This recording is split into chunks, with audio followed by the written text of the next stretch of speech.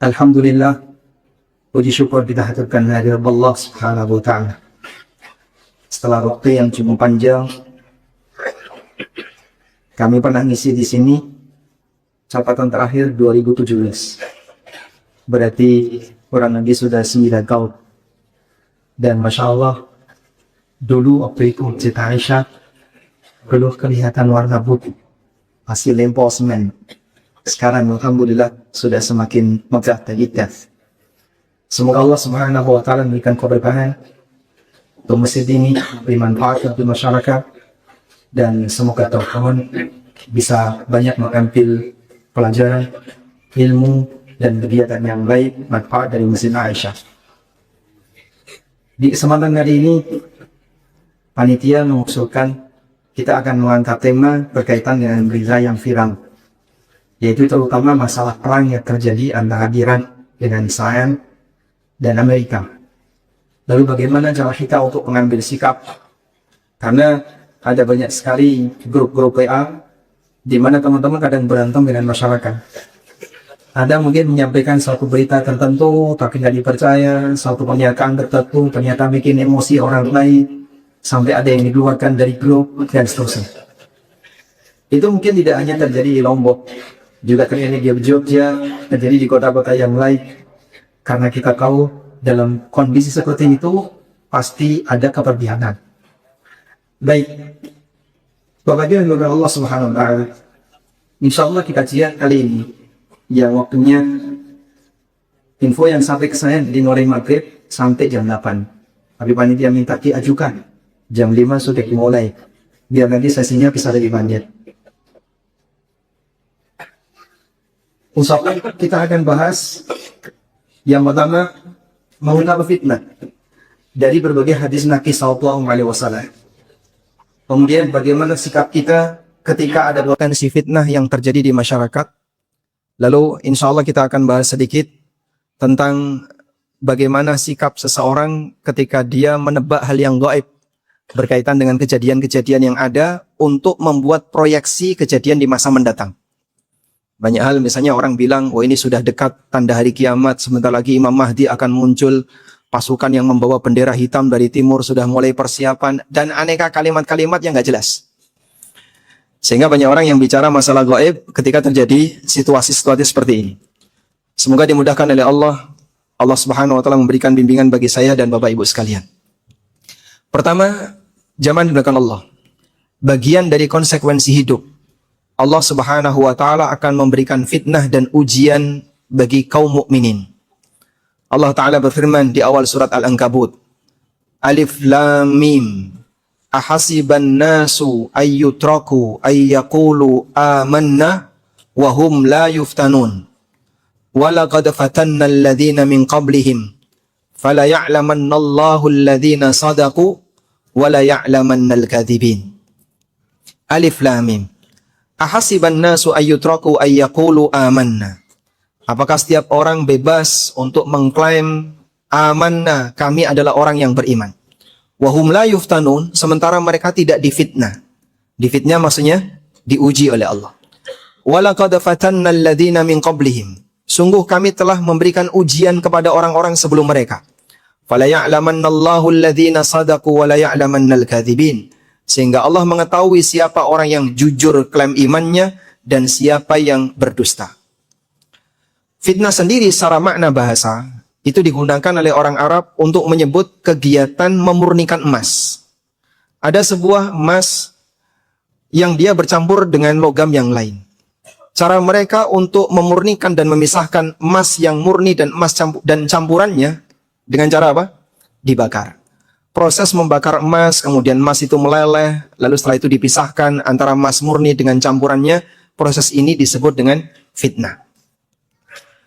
Kemudian dalam penggunaannya, fitnah ini memiliki banyak sekali makna. Yang intinya adalah ujian yang diberikan oleh Allah kepada hamba. Siapa yang sanggup untuk menjalani ujian ini dengan baik, maka akan semakin meningkatkan imannya. Dan sebaliknya, siapa yang gagal dalam menjalani ujian ini, maka imannya akan berkurang. Dan beragam manusia diberi oleh Allah Subhanahu wa Ta'ala ujian. Ada ujian dari sisi ekonomi, ada ujian dari sisi gesekan dengan orang lain, ada ujian dari sisi anak keturunannya, ada ujian dari sisi pergaulannya, dan seterusnya. Allah Subhanahu wa Ta'ala memberikan ujian kepada manusia dengan latar belakang yang berbeda-beda. Karena itulah, ketika terjadi fitnah semacam ini, seorang hamba sedang mendapatkan ujian dari Allah untuk membuktikan sejauh mana kekuatan dia dalam mempertahankan iman yang ada pada dirinya, dan sejauh mana dia berusaha untuk menempati kebenaran.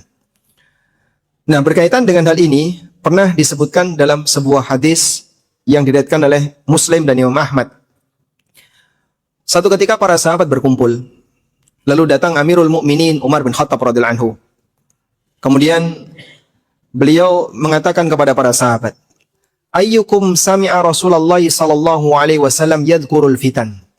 Adakah di antara kalian yang pernah mendengar hadis dari Nabi sallallahu alaihi wasallam yang menyinggung masalah fitnah?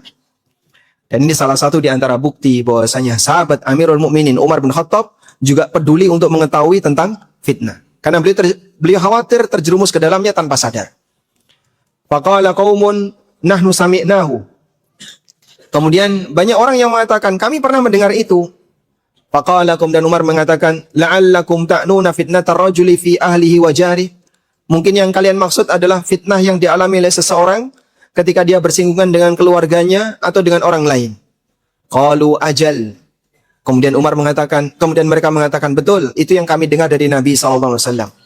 Qala, lalu kata Umar, tilka tukaffiruhas salatu wassiyam wassadaqah. Kalau fitnah seperti ini, dosanya bisa hilang dengan ibadah salat, dengan ibadah puasa, dengan sedekah dan yang lainnya. Walakin ayyukum sami'an nabiyya sallallahu alaihi wasallam yadhkurul fitan allati tamuju maujal bahri. Namun yang saya maksud adalah, adakah di antara kalian yang pernah mendengar dari Nabi sallallahu alaihi wasallam hadis tentang fitnah yang datangnya seperti ombak di lautan? Begitu ombak pertama datang, disusul ombak yang kedua, disusul ombak yang ketiga, sehingga dia berdatangan secara berurutan. Artinya fitnah yang sifatnya menyeluruh, mengenai seluruh umat. Kemudian kata Hudzaifah, fa'askatal qaum. Pertanyaan Umar ini membuat semua orang diam. Enggak ada satupun yang berani menjawab. Fakultu, kemudian Hudzaifah mengatakan, aku yang pernah dengar. Sami'tu min Rasulillah sallallahu alaihi wasallam. Aku pernah mendengar berita dari Nabi sallallahu alaihi wasallam tentang fitnah yang menimpa seluruh umat manusia. Lalu kata Umar bin Khattab, lallahu wa abuk innaka lajari. Sungguh demi Allah, kau ini memang pemberani. Berani menyampaikan sebuah hadis yang itu berbicara tentang masalah besar yang akan dialami oleh umat. Kemudian Hudzaifah mulai menyampaikan hadis. Sami'tu Rasulullah sallallahu alaihi wasallam yaqul. Aku mendengar Rasulullah sallallahu alaihi wasallam bersabda, tu'radul fitan 'alal qulub kal hasiri udan.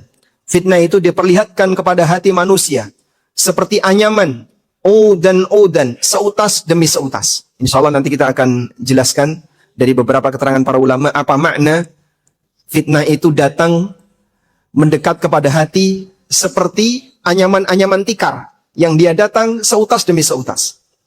Fa ayyu qalbin ushribaha nukita fihi nuktatun sauda.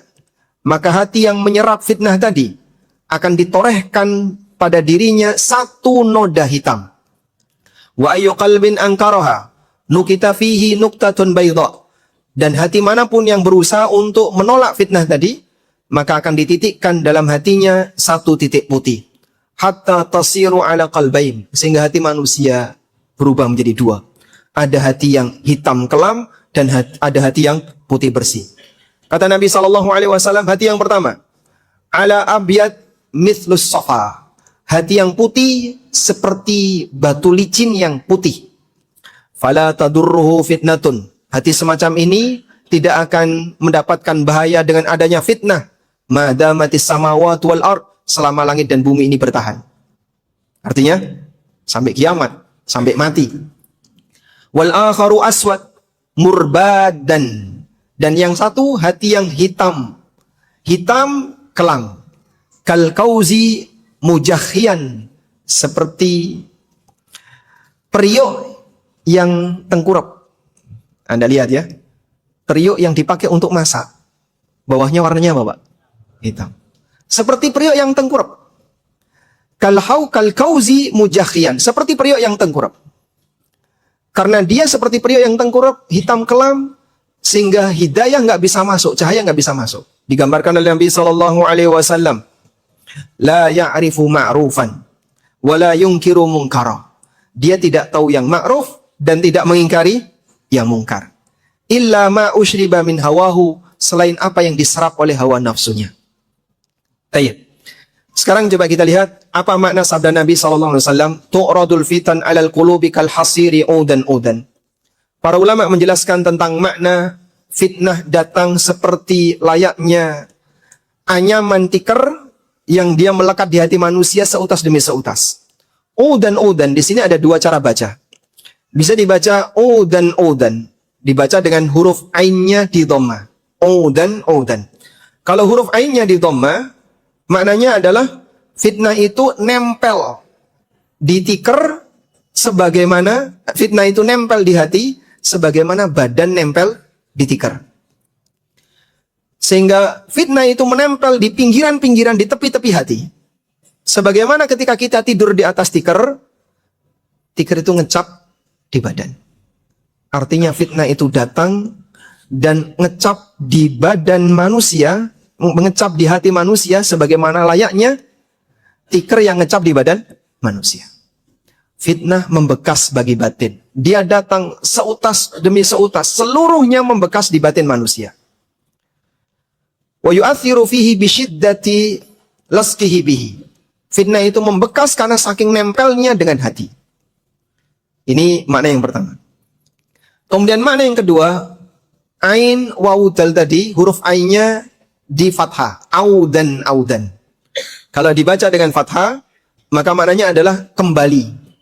Bimakna tu'adul fitan fil qulub wa tukarrar. Fitnah itu datang berulang, menempel di hati manusia, dia datang kembali berulang kali. Sehingga al-aud di sini maknanya adalah takrarus syai', sesuatu yang berulang. Baik. Dari makna pertama maupun makna yang kedua, hadis ini menjelaskan kepada kita bahwa setiap hati seorang mukmin dia akan didatangi oleh fitnah. Lalu fitnah itu menempel dalam dirinya. Cuman selanjutnya hati ini punya sikap yang berbeda. Ada hati yang digambarkan oleh Nabi SAW seperti batu licin. Sehingga walaupun dia didatangi oleh fitnah, sempat memberikan pengaruh, tapi kemudian karena dia licin, fitnah itu hilang dan bisa dibersihkan. Di hati yang putih bersih seperti inilah terjadi ketika seorang hamba bisa menempatkan dirinya di posisi yang benar saat muncul fitnah. Allah titikkan pada hati itu titik putih sehingga menyelimuti seluruh suasana batin. Maka ada fitnah apapun tidak akan memberikan pengaruh baginya. Digambarkan oleh Ibnu Qayyim ketika beliau mendapatkan nasihat dari gurunya Syekhul Islam. Beliau mengatakan, jadilah kamu seperti cermin. Jadilah kamu seperti cermin. Cermin itu tidak bisa menyerap. Sehingga ketika ada air, tidak bisa menyerap di cermin. Namun, dia bisa memantulkan cahaya dengan kekuatan, dengan kemampuan cerminnya.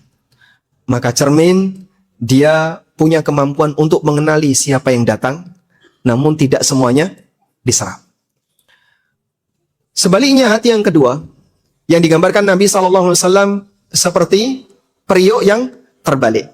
Hitam kelam, tidak tahu apapun, karena dia menyerap semua fitnah. Sampai kemudian hati itu jadi hitam kelam. Digambarkan oleh Syekhul Islam ketika beliau memberikan nasihat kepada Ibnu Qayyim, seperti spon. Spon itu, Anda taruh dimanapun, dia akan menyerap cairan yang ada di sekitarnya. Sehingga mau dikasih kotoran akan diserap, mau dikasih cairan yang bening juga akan diserap, mau dikasih cairan apapun, dia akan diserap. Sehingga dia tidak bisa mengenali, ini cairan yang baik atau cairan yang buruk. Maka hati manusia yang gampang menyerap apapun, itu seperti spon, dan hati manusia yang dia bisa memilih mana yang baik, mana yang buruk, seperti cermin. Baik, dari hadis ini, kita bisa mendapatkan pelajaran, bahwa fitnah yang dialami oleh manusia secara umum bisa kita bagi menjadi dua. Pertama, fitnah yang menimpa individu. Fitnah yang menimpa individu. Fitnah yang menimpa individu, ini adalah fitnah yang kaitannya dengan interaksi dia dengan lingkungan dia. Baik dengan keluarganya, dengan anaknya, dengan istrinya, dengan hartanya, dengan temannya.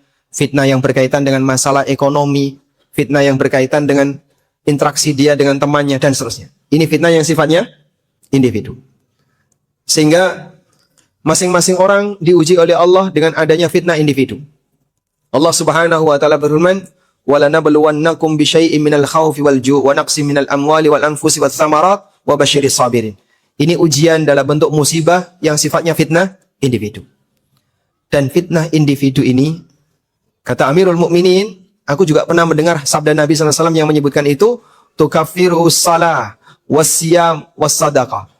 Dosanya bisa rontok dengan kita mengerjakan salat, mengerjakan puasa, dan sedekah. Siapapun di antara kita yang pernah berkeluarga, pasti dia pernah berantem suami istri. Betul Pak ya? Pernah gesekan antara suami dan istri. Baik yang parah maupun yang ringan. Namun dia pernah gesekan. Entah kemudian suaminya sakit hati atau istrinya sakit hati. Jangankan keluarga kita. Bahkan ini pernah terjadi pada keluarga Nabi SAW. Terjadi pada keluarganya para sahabat. Sehingga ini bukan hal yang buruk bagi seseorang, sebab ini terjadi pada semuanya. Itulah yang disebut dengan fitnah keluarga. Ada juga orang yang mengalami fitnah berkaitan dengan ujian ekonomi. Sehingga dia terkadang mengambil sesuatu yang haram. Karena merasa, saya sangat butuh ini. Atau dia mengambil sesuatu yang dilarang. Karena dia tahu ini adalah peluang yang sayang kalau ditinggalkan. Dia berbuat dosa dalam urusan ekonomi. Dia terfitnah disebabkan karena kemiskinan yang dia alami. Nah, fitnah-fitnah seperti ini menimbulkan dosa yang sifatnya pribadi. Yang kedua, ada fitnah yang menimpa kaum muslimin secara umum. Fitnah yang menimpa kaum muslimin secara umum adalah fitnah yang menimbulkan kekacauan. Al-fawdha, fitnah yang menimbulkan chaos di tengah kaum muslimin. Fitnah inilah yang disabdakan oleh Nabi SAW kepada Hudzaifah, kemudian disampaikan oleh Hudzaifah Ibnu Yaman kepada Amirul Mukminin. Tayyib. Fitnah yang kedua ini lebih beresiko terhadap agama seorang muslim. Sehingga bisa menyebabkan orang itu berubah akidah dalam waktu yang sangat singkat. Rasulullah SAW pernah bersabda dalam hadis yang lain, "Badiru bil a'malis salihati fitanan ka qita'il lailil muzlimah." Bersegeralah untuk beramal saleh sebelum muncul berbagai macam fitnah. Yang fitnah itu muncul seperti gelap, sepotong gelapnya malam yang sangat gelap. Lalu Nabi SAW mengatakan, "Yusbihur rajulu mu'minan wa yumsi kafira." Ada orang yang pagi harinya masih mukmin, sore hari dia berubah jadi kafir. Wa yusbihu wa yumsi rajulu mu'minan wa yusbih kafira. Ada orang yang sorenya masih mukmin, pagi harinya sudah jadi kafir. Yabi'u dinahu bi'aradin minad dunya. Dia menjual agamanya untuk kepentingan dunia. Ada beberapa tafsir yang disampaikan oleh para ulama. Apa maksud kejadian yang disebutkan oleh Nabi SAW, di mana fitnah itu terjadi seperti sepotong malam yang gelap sampai demikian cepat bisa mengubah akidah seseorang. Salah satunya, mereka menyebutkan kaum muslimin mengalami kondisi sangat lemah sehingga mereka dijajah oleh orang kafir, oleh musuhnya. Penjajahan orang kafir terhadap kaum muslimin sampai menyebabkan mereka rela untuk mengubah agama dalam rangka untuk mendapatkan kesejahteraan dari penjajah. Sehingga ada yang kemudian disogok untuk berubah agama. Ada yang diancam kalau tidak berubah agama dia akan dibunuh, kemudian dia berubah agama. Pagi mukmin, sore jadi kafir. Sore mukmin, pagi sudah jadi kafir. Maka sebelum terjadi seperti itu, segeralah beramal, karena dengan beramal seseorang akan bisa menguatkan iman. Dan ketika seorang hamba sudah kuat imannya, begitu muncul fitnah seperti ini, mukmin bisa lebih tahan banting. Mukmin bisa lebih tahan banting. Gimana bentuknya mukmin bisa lebih tahan banting? Saat ada ancaman yang diberikan oleh penjajah non-muslim, penjajah musuhnya orang yang beriman, dia bisa lebih bertahan dan tidak pindah agama. Kalaupun mati dalam kondisi muslim. Baik. Dan fitnah akhir zaman yang sifatnya menyeluruh di tengah umat Muhammad sallallahu alaihi wasallam pertama kali terjadi setelah wafatnya Amirul Mukminin Umar bin Khattab radhiyallahu anhu. Karena itu Hudzaifah radhiyallahu anhu mengatakan setelah beliau menyampaikan hadis tadi, wa haddatstuhu anna bainaka wa bainaha baban mughlaqa yushiku ayyuksar. Dan aku sampaikan bahwa antara fitnah ini dengan engkau wahai Umar ada sebuah pintu yang tertutup. Yushiku ayyuksar, dan saat lagi pintu itu akan dirusak. Dalam riwayat yang lain, Hudzaifah bin Yaman menyampaikan kepada Umar, antara fitnah dengan kamu ada sebuah pintu. Terus Umar bertanya, ayuftah am yuksar? Pintu itu dibuka atau pintu itu didobrak? Kemudian Hudzaifah mengatakan, bal yuksar. Pintu itu didobrak. Kemudian Umar mengatakan, idzan la yughlaq abada. Kalau pintu itu didobrak, berarti selamanya tidak akan bisa ditutup kembali. Karena pintunya rusak. Lalu, siapakah pintu ini? Kemudian Hudzaifah radhiyallahu anhu mengatakan, pintu ini adalah Amirul Mukminin Umar bin Khattab radhiyallahu anhu.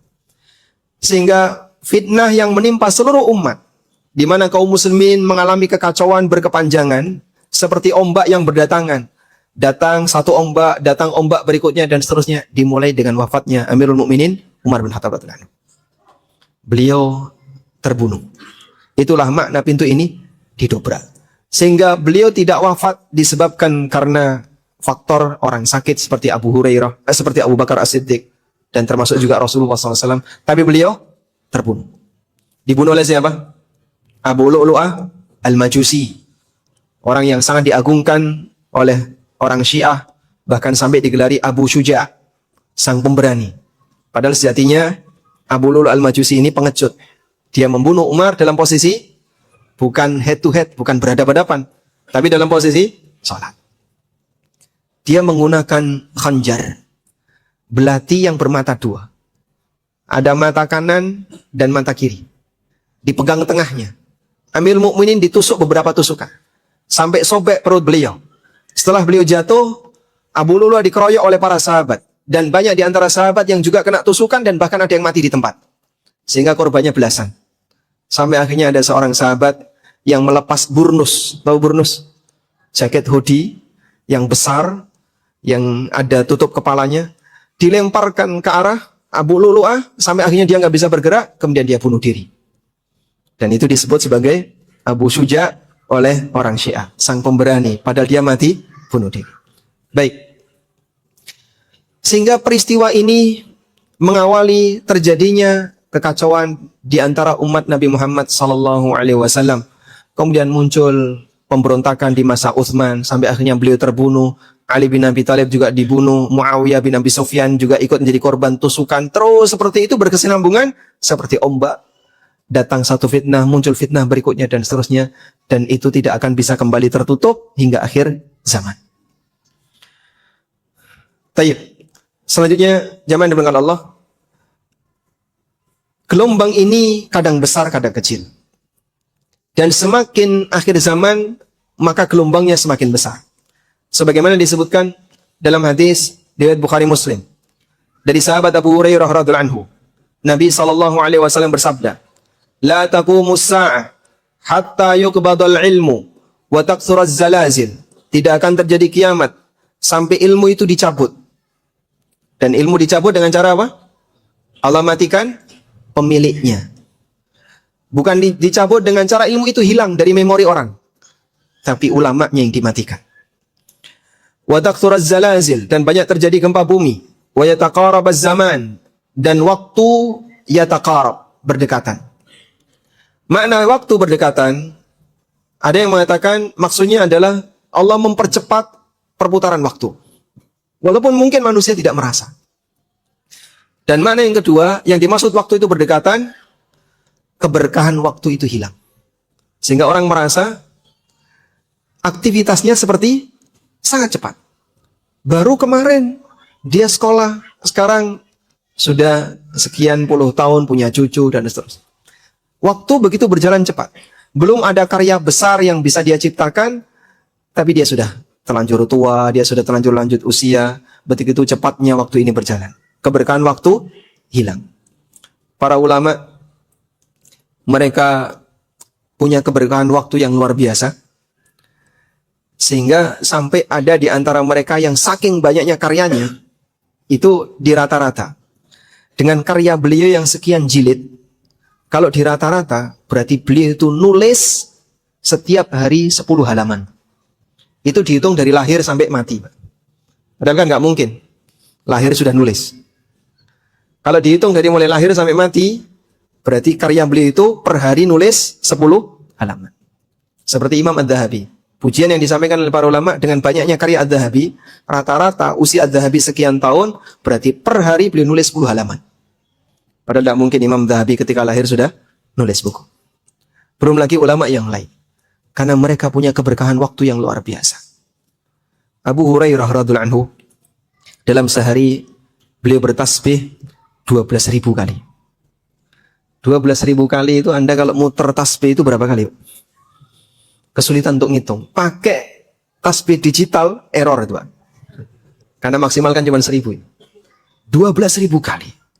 Kita ngebayangin, membaca tasbih 12.000 kali. Udah nggak sempat apa-apa kayaknya. Karena keberkahan waktu mereka dengan kita berbeda.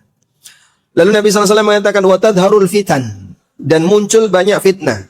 وَيَكْثُرَ الْهَرْجُ, dan banyak terjadi al-harju. Qila ya Rasulullah wa mal-harju. Apa yang dimaksud dengan al-harju? Qal huwal qatlu al-qatlu. Al-harju maknanya adalah pembunuhan dan pembunuhan. Di akhir zaman muncul banyak fitnah dan terjadi banyak pembunuhan. Orang mati gak ada alasan. Kenapa dia mati? Gak tahu. Tiba-tiba muncul, ketemu korban. Ketemu ada orang yang membunuh orang lain. Ketemu mayat. Ada orang yang mati hanya gara-gara pertandingan sepak bola. Kalau Lombok, apa klubnya? Tarkam. Mataram ya. Lawannya mana? Gak ada. Sumbawa. Berapa jumlah orang yang mati gara-gara bola? Dan rata-rata musuhnya itu berdekatan. Persebaya dengan Malang. Persib dengan Persija. Jakarta dengan Bandung. Rata-rata berdekatan.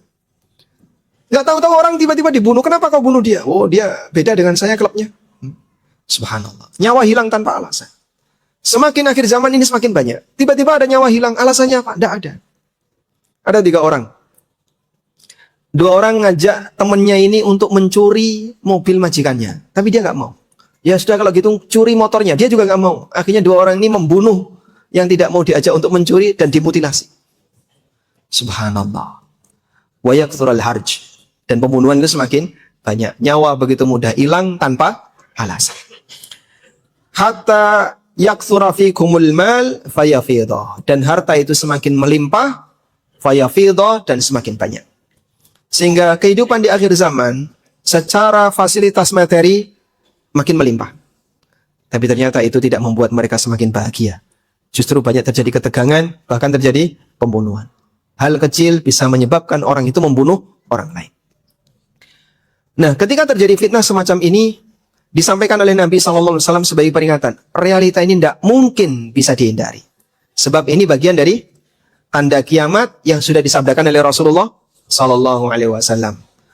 Namun Anda perlu bedakan antara Rasulullah SAW menceritakan realita dengan membela realita. Ini 2 hal yang berbeda. Sebagai contoh, Nabi SAW pernah menyebutkan, besok di akhir zaman akan terjadi banyak sekali transaksi riba. Sampai orang yang sudah berusaha untuk menghindarinya, asabat min ghubariha, tetap terkena debunya riba. Orang yang berusaha untuk menghindari riba, dia tetap terkena debunya riba. Hadis ini dijadikan alasan oleh sebagian orang yang membela riba. Jadi kan percuma saja kita menghindari riba. Yang sudah menghindari saja tetap kena debunya. Udahlah sekalian basah saja kena riba. Daripada berusaha menghindari, toh yang menghindari juga tetap kena debunya. Salah atau benar ini? Beliau menyampaikan realita akhir zaman, bukan memberikan pembelaan terhadap realita di akhir zaman. Bahwa realita di akhir zaman, zaman itu kualitasnya makin menurun. Semakin jauh dari zaman kenabian, kualitasnya semakin menurun. dengan beragam maksiat yang terjadi di tengah manusia. Bukan membenarkan perbuatan itu. Maka kita tidak boleh beralasan, kalau di akhir zaman banyak zina, berarti zina nggak apa-apa. Ini kesimpulan yang salah. Beliau menyampaikan realita di akhir zaman, bukan memberikan pembelaan atau membenarkan realita di akhir zaman. Tayyib. Karena itu, kalau mungkin Anda pernah mendengar ya, terjadinya perbedaan di tengah kaum muslimin dan perpecahan di tengah kaum muslimin, ada yang kelompok A, kelompok B, kelompok C. Ini pernah disabdakan Nabi SAW. Wasataftariku ummati ala 73 firqah. Umatku akan terpecah menjadi 73 golongan. Berarti kan tidak apa-apa. Karena itu sudah disabdakan Nabi SAW. Maka kamu jangan berusaha untuk menyatukan. Itu mustahil.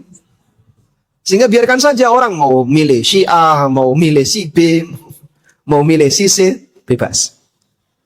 Karena sudah disabdakan oleh Nabi SAW. Maka kita sampaikan. Beliau itu menyampaikan realita, bukan memberikan pembelaan terhadap, bukan membenarkan realita. Perpecahan tetap tercela, walaupun itu tidak mungkin bisa dihindari.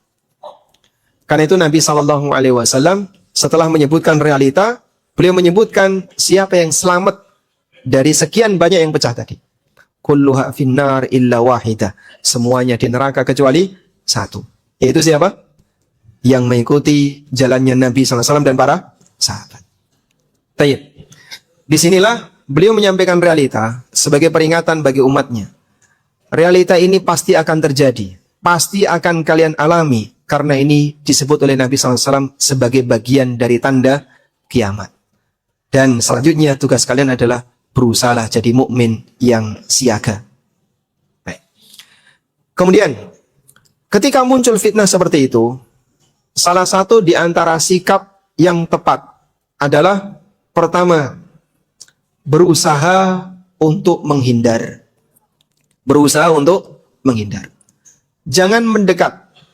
Karena siapa yang mendekat, dia akan disedot sama fitnah. Dalam hadis riwayat Bukhari Muslim, Rasulullah SAW bersabda, "Satakunu fitanun." Akan muncul banyak fitnah. Muncul banyak fitnah. Beliau sabdakan sebelum terjadi. Nanti akan ada seperti itu. Lalu kata beliau, "Al-qa'idu fiha khairum minal qa'im."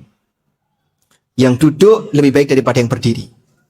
Wal qa'imu fiha khairum minal mashi. Yang berdiri diam lebih baik daripada yang berjalan. Wal mashi fiha khairum minas sa'i. Yang berjalan lebih baik daripada yang berlari.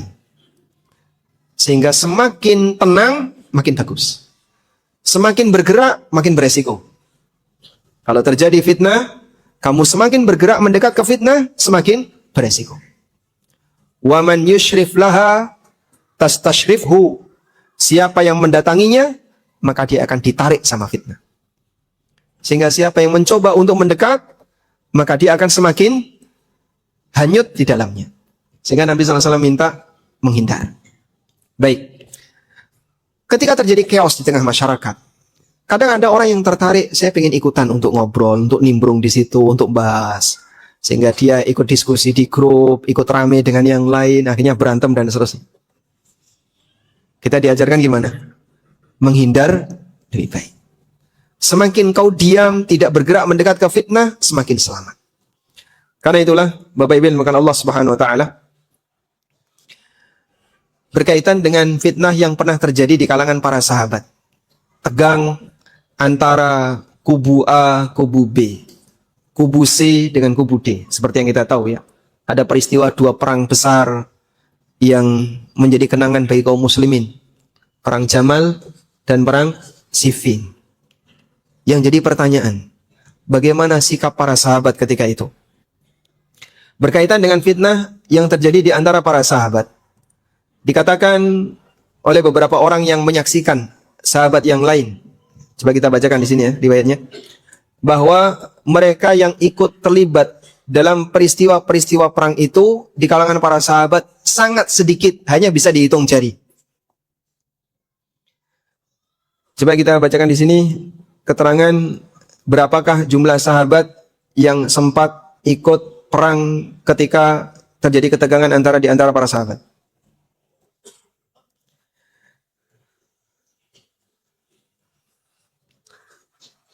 Inna ashaba Muhammadin sallallahu alaihi wasallam a'lamu bima sami'na. Innal fitnata idza aqbalat syabbahat wa idza adbarat tabayyanat. Para sahabat Nabi sallallahu alaihi wasallam, kami tahu apa yang kami dengar. Fitnah itu ketika datang dia samar-samar. Syabbahat, dia enggak jelas. Wa idza adbarat tabayyanat. Begitu fitnah itu pergi, barulah kelihatan jelas. Pada saat datang samar-samar. Maka orang tidak bisa menilai ini kira-kira baik atau buruk. Ini kita terlibat atau tidak, kita ikutan atau tidak. Begitu fitnah sudah selesai, dampaknya mulai kelihatan. Tabayyanat, maka mulailah jelas. Wa inna hadhil fitnah bakiratun kada'il batn.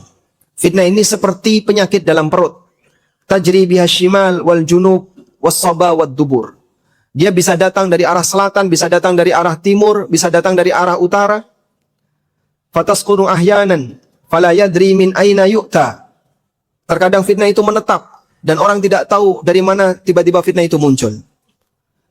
Sehingga sikap mereka ketika muncul fitnah seperti ini, mereka mengambil sikap diam. Dalam ayat yang lain, pada saat terjadi fitnah yang menimpa para sahabat, yang terlibat di antara mereka, di antara para sahabat, tidak lebih dari 30 orang sahabat.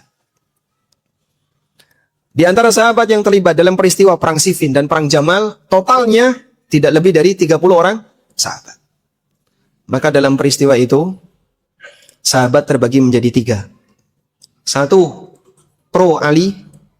2, tidak pro Ali. 3, abstain, tidak memihak kepada siapapun. Sehingga dia tidak berpihak di pasukan Ali dan juga tidak berpihak di pasukan yang melawan Ali. Nah, yang abstain ini jauh lebih banyak. Dan total yang ikut terlibat, baik yang pro maupun yang tidak pro Ali, tidak lebih dari 30. Padahal ketika Nabi SAW haji wada, yang ikut haji kurang lebih 100.000. Yang ikut haji wada kurang lebih 100.000. Dalam riwayat yang lain 120.000 orang.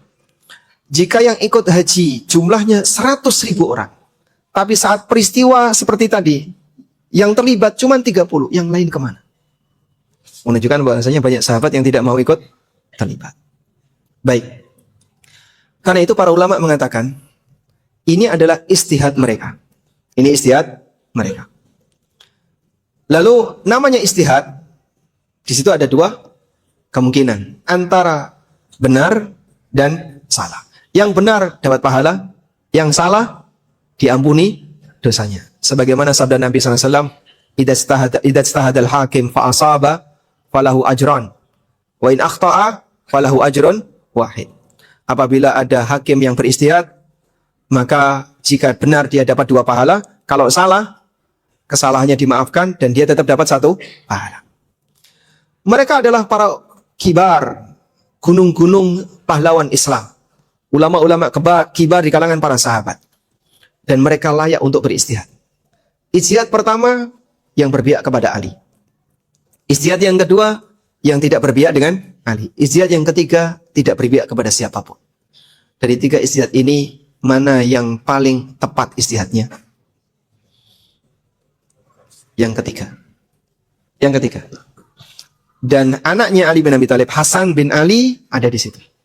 Banyak sahabat yang ada di situ. Di antaranya Abdullah bin Umar, beliau abstain, tidak berpihak kepada siapapun. Hasan bin Ali sendiri juga tidak berpihak kepada siapa. Sisanya ya, cuma 30 orang yang ada di situ.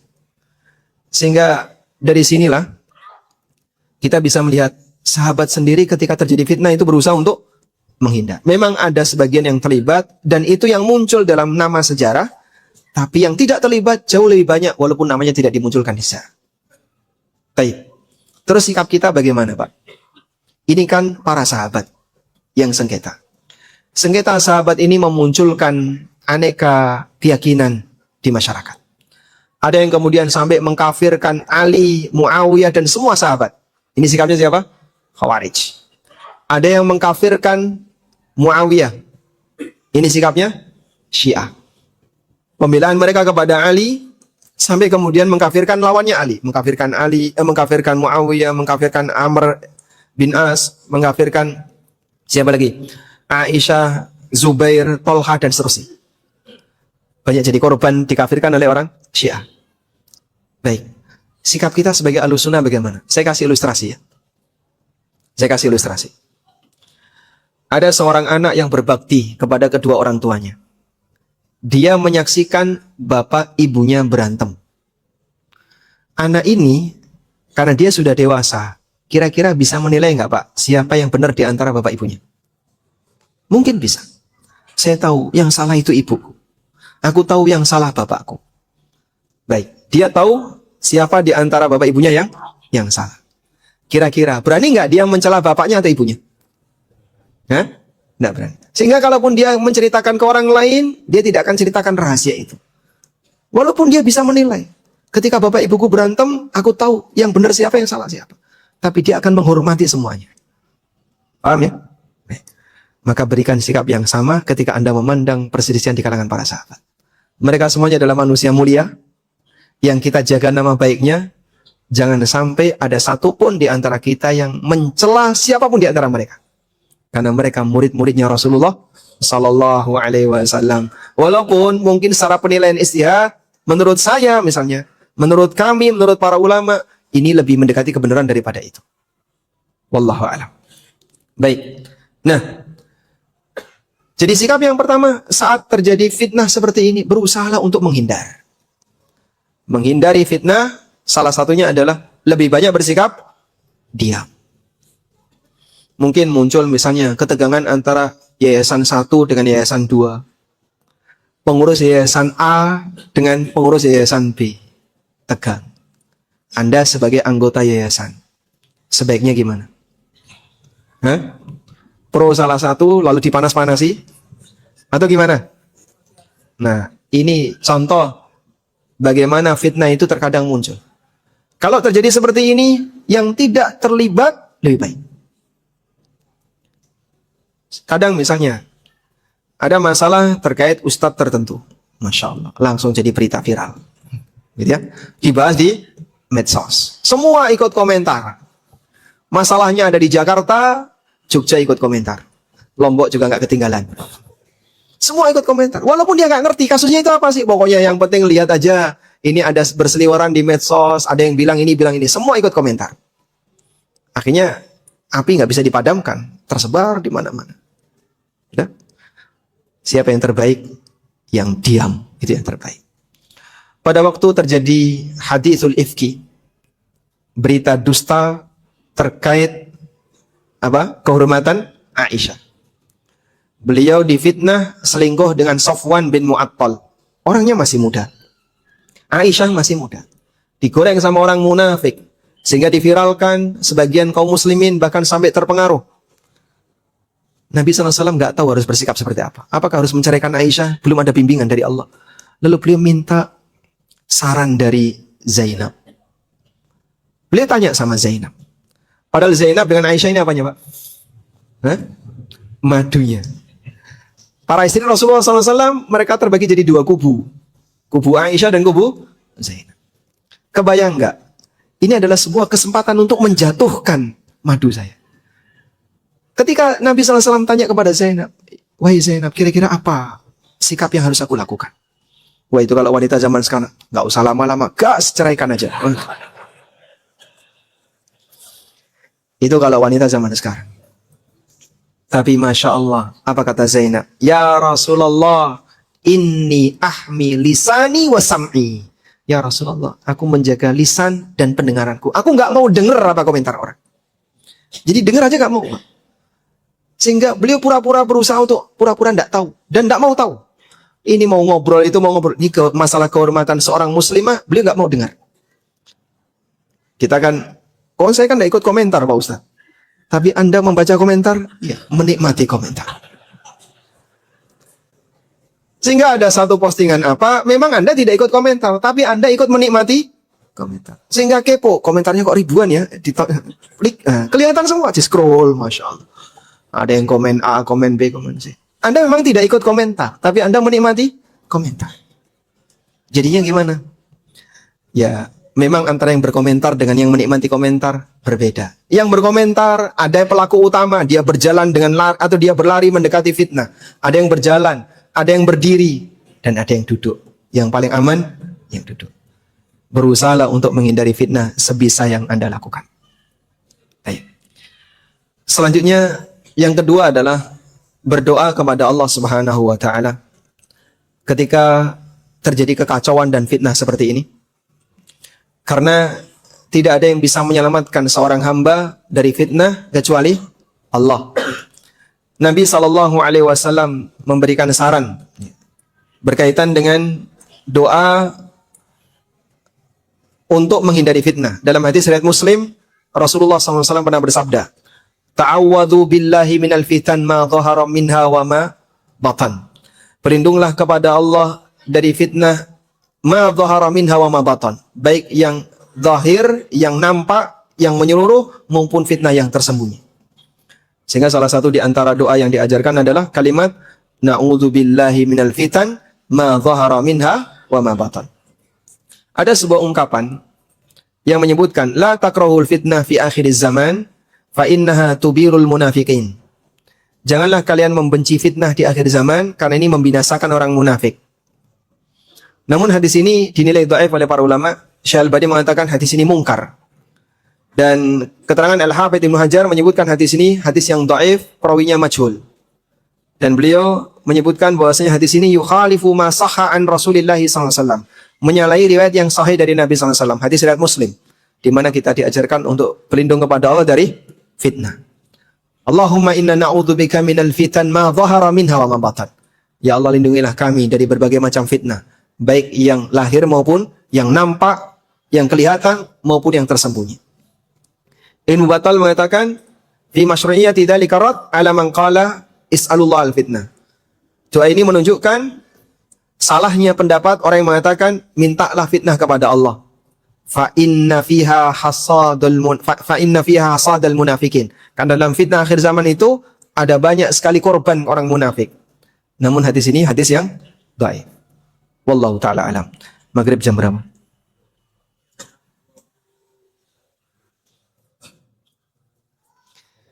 Dan karena fitnah yang terbesar adalah fitnah Dajjal, maka ini dibaca setiap salat.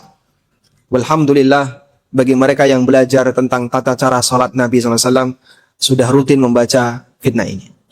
Rasulullah SAW mengingatkan, "Idza sami'tumud Dajjal falyan'au minhu." Kalau kalian dengar Dajjal sudah keluar, maka menjauhlah. Aku kok kepo sama Dajjal. Pengen lihat kayak apa sih yang katanya bisa memerintahkan langit menurunkan hujan, bisa memerintahkan bumi menumbuhkan tanaman. Ada orang misalnya praktek sihir di depan lapangan itu, Pak, ya. Di lapangan seberang gitu. Kemudian dia bisa mempraktekkan sihir. Anda kepo nggak, Pak? Hah? Dajjal lebih hebat daripada itu. Sehingga kadang ada orang yang kepo, kemudian dia mendekat, malah jadi pengikutnya Dajjal. Termasuk juga ada orang yang dia terlalu pede. Akan aku ajak dia untuk berdebat. Akan aku lawan dia. Akhirnya dia mendekat ke Dajjal. Begitu dia melihat aneka keajaiban yang ditampakkan oleh Dajjal, malah kepencot, tertarik, dan menjadi pengikut Dajjal. Wallah. Wa ashhadu anna Muhammadan abduhu wa rasuluh sallallahu alaihi wa ala alihi wa sahbihi wa man tabi'al huda ila yaumil qiyamah. Tadi kita sempat menyebutkan ketegangan yang terjadi di antara para sahabat, dan saya menyebut angka tidak lebih dari 30 orang yang terlibat. Ini disebutkan dalam keterangan dari Muhammad bin Sirin yang diriwayatkan oleh Imam Ahmad dan Abdul Razzaq. Muhammad bin Sirin mengatakan, "Hajadil fitnatu wa ashabu Rasulillahi sallallahu alaihi wasallam asyaratul uluf." Terjadi fitnah dan jumlah sahabat ketika itu puluhan ribu. Falam yahdurha minhum mi'atun. Yang hadir dalam peristiwa fitnah itu, yang ikut terlibat, tidak sampai 100. Lalu kata beliau, ballam yablughu thalathin. Bahkan tidak sampai 30 orang. Demikian pernyataan yang disampaikan oleh Muhammad bin Sirin. Baik. Selanjutnya, pada pembahasan terakhir yang tadi kita singgung adalah semangat yang harus kita tanamkan bahwa ketika terjadi chaos, fitnah yang ada di masyarakat, maka yang berusaha menghindar itulah yang terbaik. Dan demikianlah yang diajarkan oleh para sahabat. Jumlah mereka puluhan ribu, namun yang terlibat tidak lebih dari 30. Mana yang lain, mereka semuanya menghindar. Dan bahkan sebagian di antara mereka sampai menyampaikan kepada Ali bin Abi Thalib, aku tidak mau ikut terlibat dalam pembunuhan antar ahli kiblat. Sufyan Ats-Tsauri rahimahullah bahkan pernah mengatakan, "Lau adraktu Aliyan ma kharajtu ma'ahu." Andaikan aku ketemu zaman Ali, aku tidak akan ada di pasukan Ali. Lebih baik menghindar.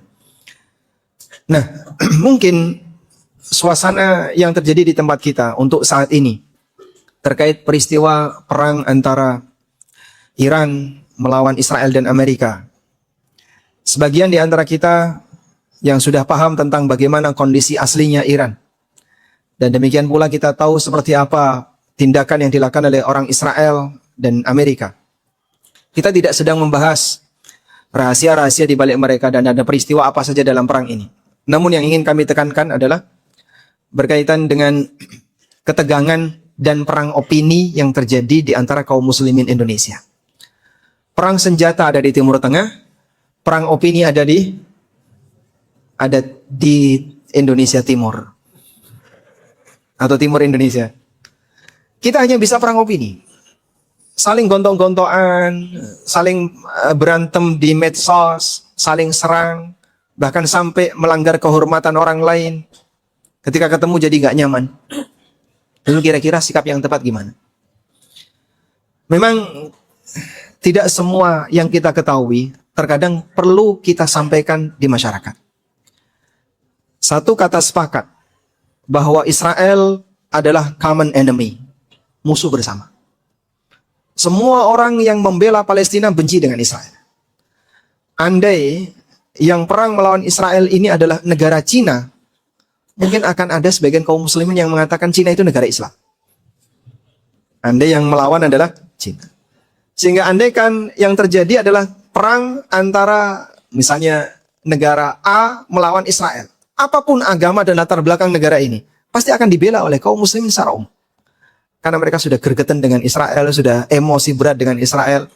Sehingga ketika ada negara yang terang-terangan berani berperang dalam waktu yang cukup panjang, dengan senjata yang serius, mungkin mereka akan membela siapapun yang melawan Israel.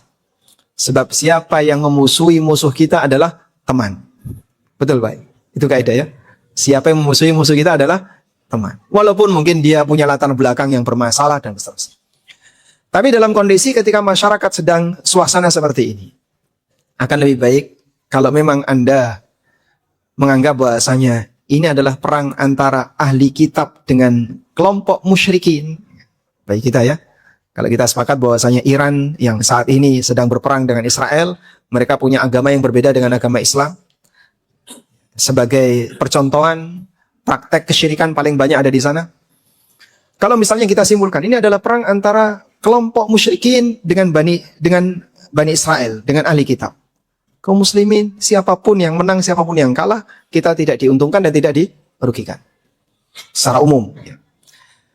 Namun kalau kemudian ini kita sampaikan di tengah masyarakat, mungkin ada sebagian di antara mereka yang tidak terima. Apalagi posisi Iran sendiri masih diakui sebagai negara Islam. Karena itu ada satu riwayat terkait apa yang dialami oleh Abu Hurairah radhiyallahu anhu. Abu Hurairah radhiyallahu anhu pernah mengatakan, dan pernyataan beliau ini diriwayatkan oleh Bukhari. Hafidtu min Rasulillahi sallallahu alaihi wasallam wi'ain.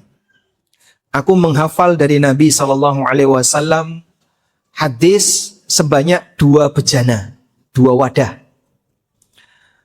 Lalu kata beliau, fa amma ahaduhuma fabathastuhu. Yang satu udah aku sampaikan kepada kalian. 1 bejana sudah saya sampaikan kepada kalian. Wa ammal akhar. Namun yang kedua, falau basastuhu quti'a hadzal hulqum. Yang kedua ini kalau aku sampaikan, leherku akan dipenggal sama orang. Sehingga yang kedua ini dirahasiakan oleh Abu Hurairah radhiyallahu anhu. Diriwayatkan dari Yazid Ibn al-Asam. Dan ini disebutkan oleh dalam keterangan Abu Hurairah yang lain. Yazid Ibn al-Asam mengatakan, "Qila li Abi Hurairah." Ada orang yang mengomentari Abu Hurairah, aksarta, kamu tuh terlalu banyak menyampaikan hadis. Kamu tuh terlalu sering menyampaikan hadis. Qala, kata beliau radhiyallahu anhu, "Falau haddatstukum bi kulli ma sami'tu minan Nabi sallallahu alaihi wasallam la ramaitumuni bil qash'i. Walama nadhartumuni." Andaikan semua yang pernah aku dengar dari Nabi sallallahu alaihi wasallam aku sampaikan kepada kalian, maka kalian akan melempariku dengan kotoran binatang. Karena ada bagian hadis Abu Hurairah yang beliau rahasiakan dan tidak beliau sampaikan. Itu beresiko. Tidak semua orang siap untuk mendengarnya. Kemudian Az-Zahabi menyebutkan sebuah riwayat dari Makhul, seorang tokoh tabi'in. Qala, kata Makhul, kana Abu Hurairah yaqul. Abu Hurairah pernah mengatakan, "Rubba kaisin inda Abi Hurairah lam yaftahu." Banyak kais itu apa? Kresek, wadah. Banyak wadah kresek yang dimiliki oleh Abu Hurairah yang belum dibuka oleh Abu Hurairah. Sehingga beliau mengumpamakan ilmu itu seperti diwadahi kantong-kantong wadah ilmunya Abu Hurairah banyak. Dan banyak yang tidak dibuka oleh Abu Hurairah. Beliau sampaikan sebagian dan beliau rahasiakan sebagian. Pak, itu kan berarti merahasiakan ilmu, Pak. Dan menyembunyikan ilmu, dosa besar. Man katama ilman aljamahullahu bilijamin minan nar. Siapa yang menyembunyikan ilmu, maka nanti dia akan diberi tali kekang dari neraka. Tali kekang dari api neraka. Apakah sikap Abu Hurairah ini termasuk pelanggaran di mana beliau menyembunyikan ilmu? Yang disembunyikan oleh Abu Hurairah memang berasal dari Nabi SAW, tapi sifatnya informasi tentang kejadian fitnah yang akan muncul setelah beliau wafat. A akan membunuh B, C membunuh D, Bani ini akan berantem dengan Bani ini, nanti akan rebutan ini, ada ketegangan antara kubu ini dan kubu ini. Itu sudah disampaikan oleh Nabi SAW dan didengar oleh Abu Hurairah. Tapi Abu Hurairah tidak mau menyampaikan itu. Karena nyebut nama. Si fulan nanti akan berantem dengan ini, akan tarung dengan ini. Nyebut nama. Ini kalau disebutkan akan menimbulkan chaos di masyarakat. Mungkin akan tegang antara satu dengan yang ribut. Wah, Abu Hurairah ngomong apa itu? Kita baik-baik saja ke hubungannya, tiba-tiba disebut nanti akan terjadi peperangan antara ini dan ini. Akhirnya disimpan oleh Abu Hurairah daripada bikin ribut. Ali bin Abi Thalib pernah mengatakan, "Hadditsun nasa bima yafhamun aturiduna ayyukadzdzaballahu wa rasul." Sampaikan kepada manusia yang mampu mereka pahami, apakah kalian ingin Allah dan Rasulnya didustakan?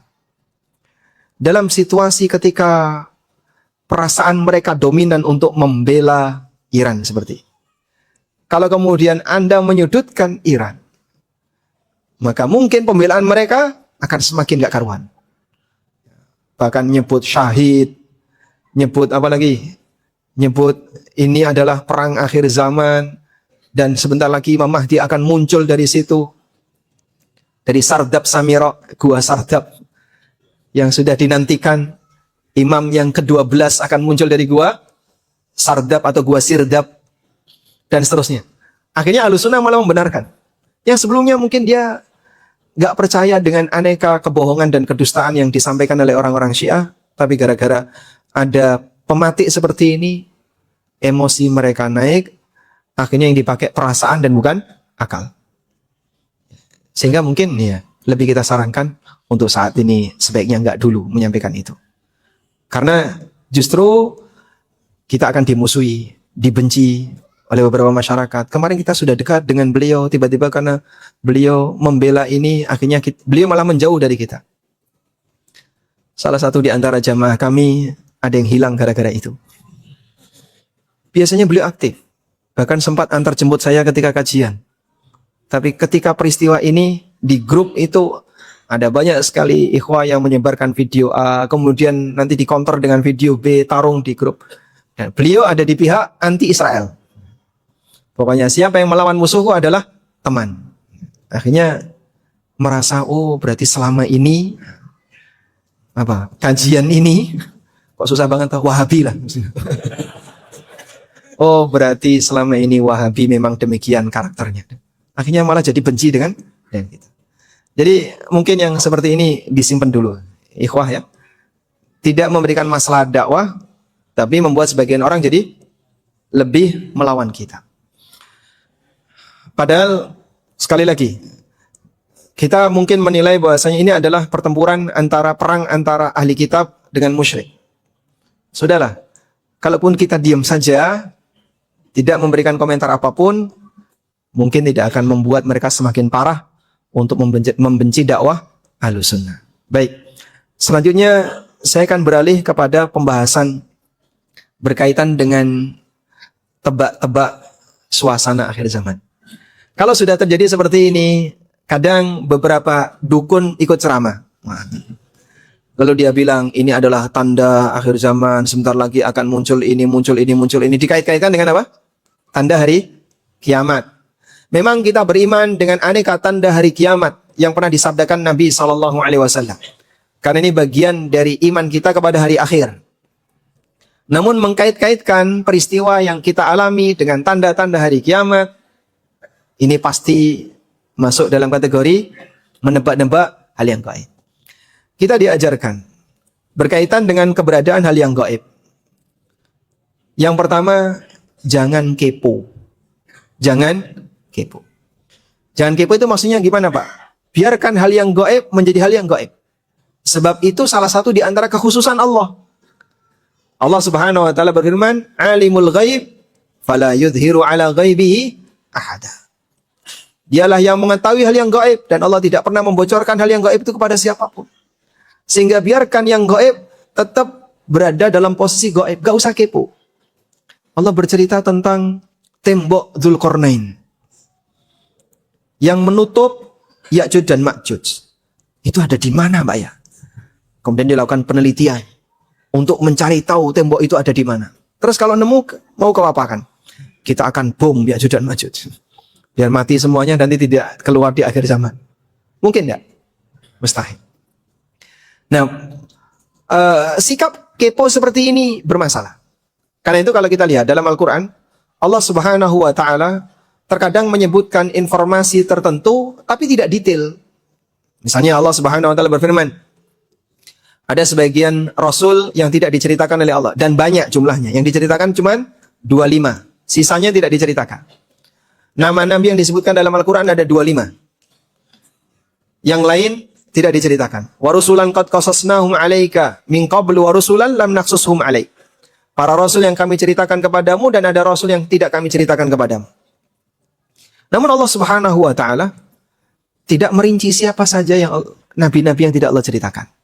Tidak dirinci baik dalam Al-Quran maupun hadis. Rasulullah SAW hanya menyebutkan jumlah mereka banyak. Jammun ghafir. Saat ditanya oleh Abu Dzar, Nabi SAW menyebutkan berapa? 124.000.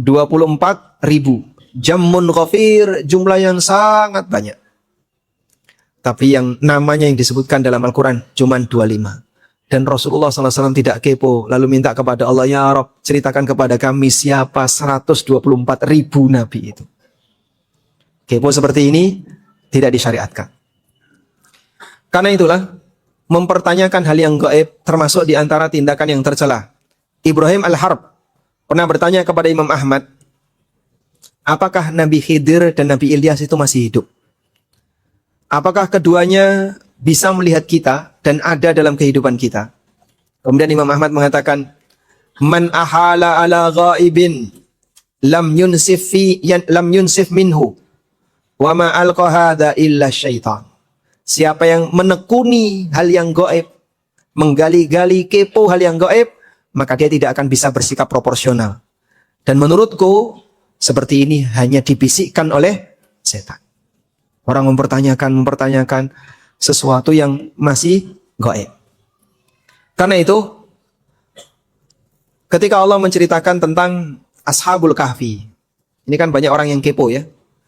Dan Allah sebutkan gimana keponya orang tentang Ashabul Kahfi.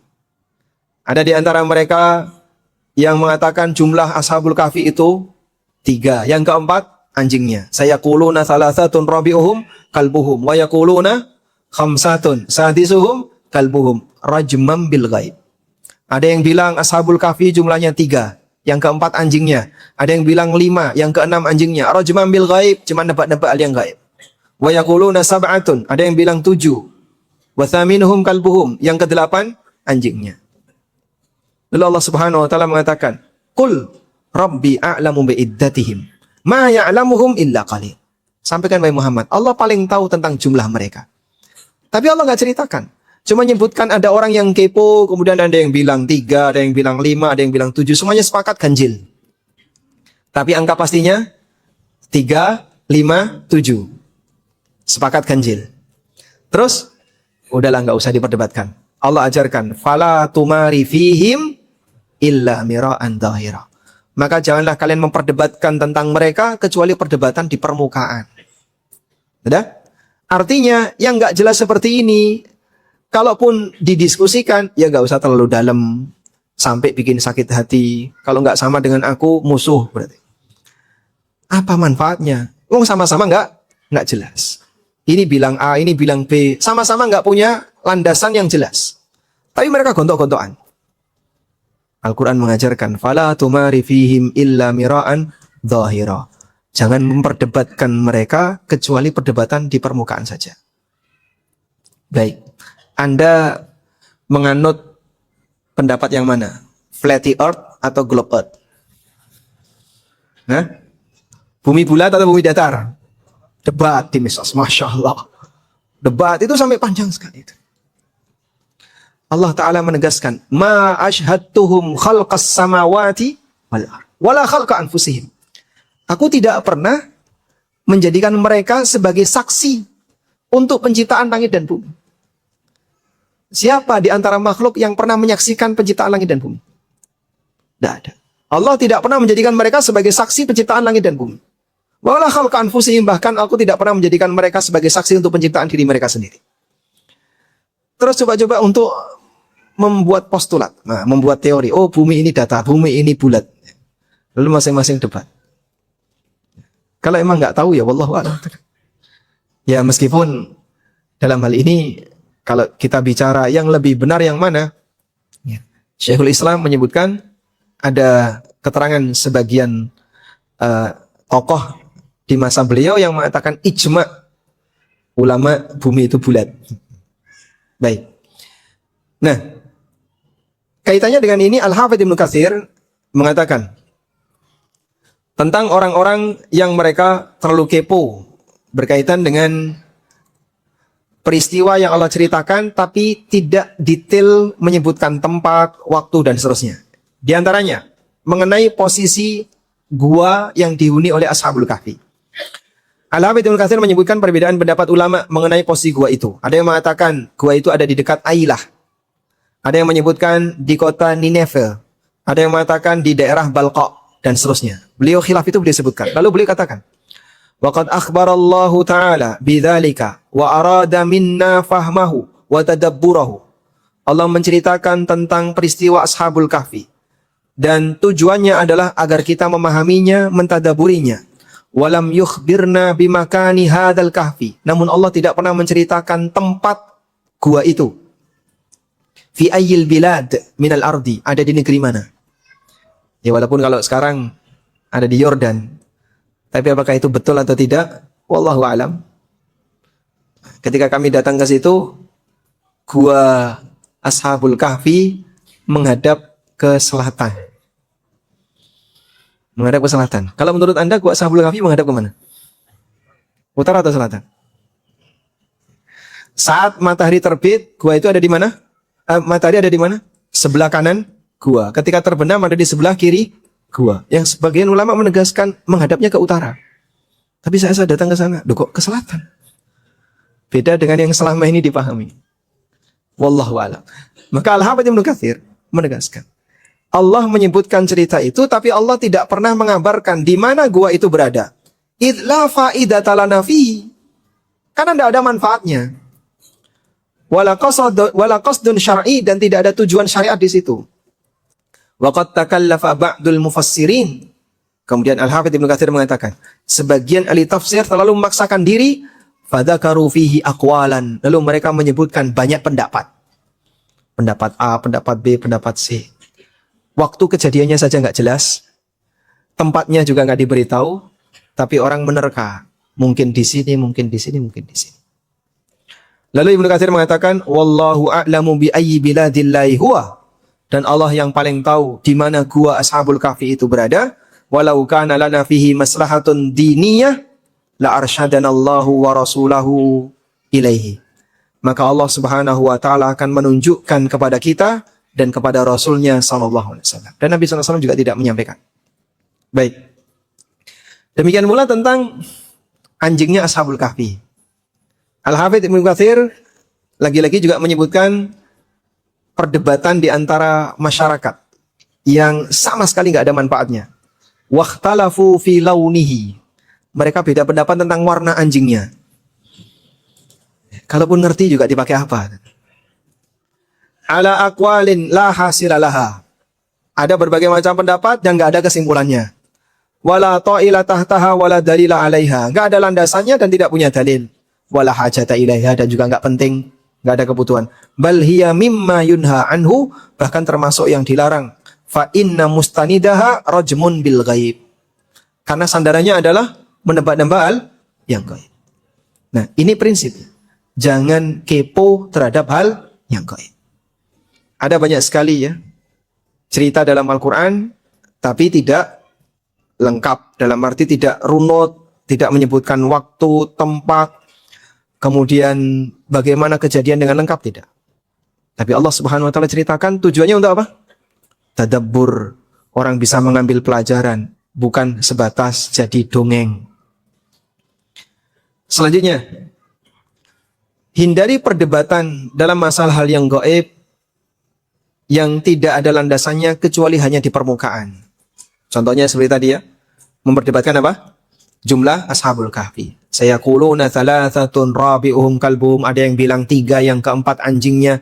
Ada yang bilang 5, yang keenam anjingnya. Rajman bil ghaib.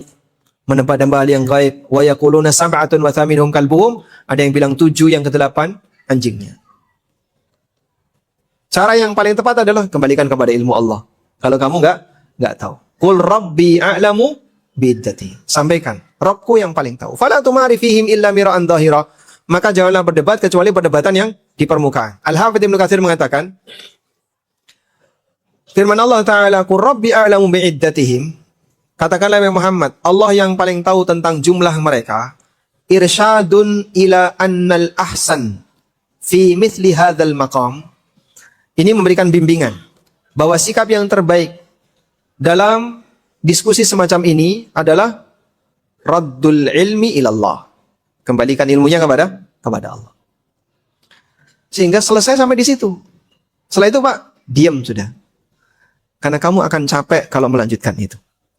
Dan bahkan bisa memberi pengaruh suasana batin. Jadinya tegang dengan teman, nggak akrab dengan orang, gara-gara debat yang tidak ada ujungnya. Saya pernah pinjam bukunya salah satu kawan ya, membahas tentang Dzulqarnain. Bukunya agak tebal, setebal Al-Quran nanti ya. Isinya itu nyebut ikhtilaf semua. Nggak ada kesimpulan pelajaran penting yang bisa saya ambil. Ini buat apa? Tentang nama aslinya, kemudian tinggal di daerah mana, terus siapa nama nabi yang pernah hidup sezaman dengan Dzulqarnain, waktunya kapan beliau itu hidup. Isinya cuma khilaf tok isinya. Ini bagi saya ini kesimpulannya apa ini? Dan kalaupun kita tidak tahu perbedaan itu, tidak akan menambah maupun mengurangi iman.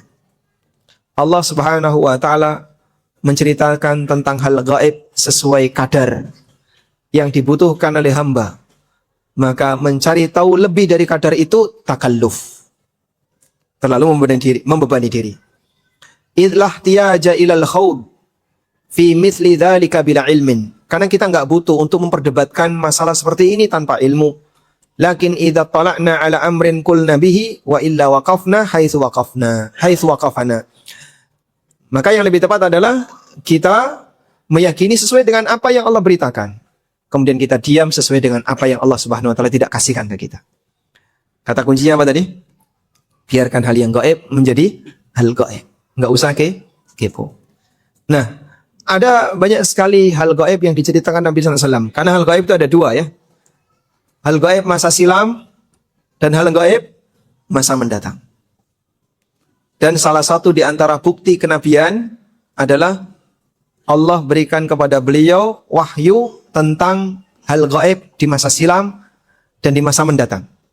Sehingga Nabi SAW bisa cerita tentang dulu itu ada apa. Beliau cerita tentang para nabi di masa silam. Karena itu salah satu di antara tanda kenabian yang Allah sebutkan dalam Al-Quran. Misalnya tentang peristiwa yang dialami Nabi Zakaria. Allah mengatakan, "Wa ma kunta ladaihim id yulquna aqlamuhum ayyuhum yakfulu Maryam." Engkau tidak ada di tengah mereka, wahai Muhammad, ketika mereka melemparkan pena-pena mereka, pulpen mereka untuk menentukan siapakah orang yang akan merawat Maryam. Tapi kau bisa cerita. Wa ma kunta ladaihim id yahtasimun, dan kau tidak ada di dekat mereka ketika mereka sedang berdebat. Wa ma kunta bijanibil gharbiyyi, dan kau tidak berada di sebelah baratnya gunung itu ketika Musa diajak bicara oleh Allah. Tapi beliau bisa cerita tentang itu. Sehingga bagian dari tanda kenabian, beliau bisa cerita gaib masa silam. Padahal Nabi SAW tidak ada di tengah mereka. Tapi beliau bisa bercerita. Tidak lain itu adalah wahyu. Demikian pula beliau bercerita tentang gaib masa depan. Besok akan ada ini, ada ini, ada ini. Dan itu terjadi. Makanya para ulama menyebutkan dalailun nubuwah, bukti kenabian itu ada 3. Pertama adalah bukti kenabian sebelum beliau jadi nabi. Yang kedua bukti kenabian ketika beliau jadi nabi. Dan yang ketiga bukti kenabian pasca beliau wafat. Bukti kenabian pasca beliau wafat adalah apa yang beliau sampaikan di masa mendatang terjadi. Dan kita saksikan. Apa yang dulu disampaikan Nabi SAW ada. Sebagian sudah terjadi. Sebagian masih menjadi tanda akhir zaman. Dan pasti akan terjadi. Cuman kita tidak boleh melakukan praktek tadi, kepo, lalu mengkait-kaitkan peristiwa yang saat ini kita alami dengan tanda hari kiamat yang pernah disabdakan Nabi SAW. Sehingga model cok gali cok ora cocok, model seperti ini dalam Islam dilarang keras. Wallahu ta'ala alam. Walhamdulillahirabbil alamin. Sampai jam berapa kita? Cukup insyaallah. Isya jam berapa? 7.32. Baik, mungkin sampai di sini dulu sebagai materi yang bisa kita bahas. Subhanallah. Ini sekian. Hal mim mazid? Masih ada yang mau nambah?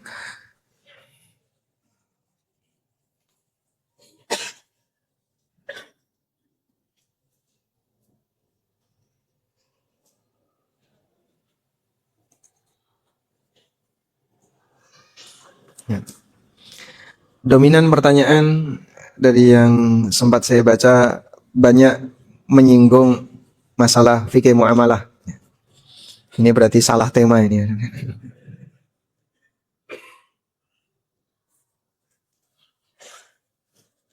Assalamualaikum warahmatullahi wabarakatuh. Waalaikumsalam warahmatullahi wabarakatuh.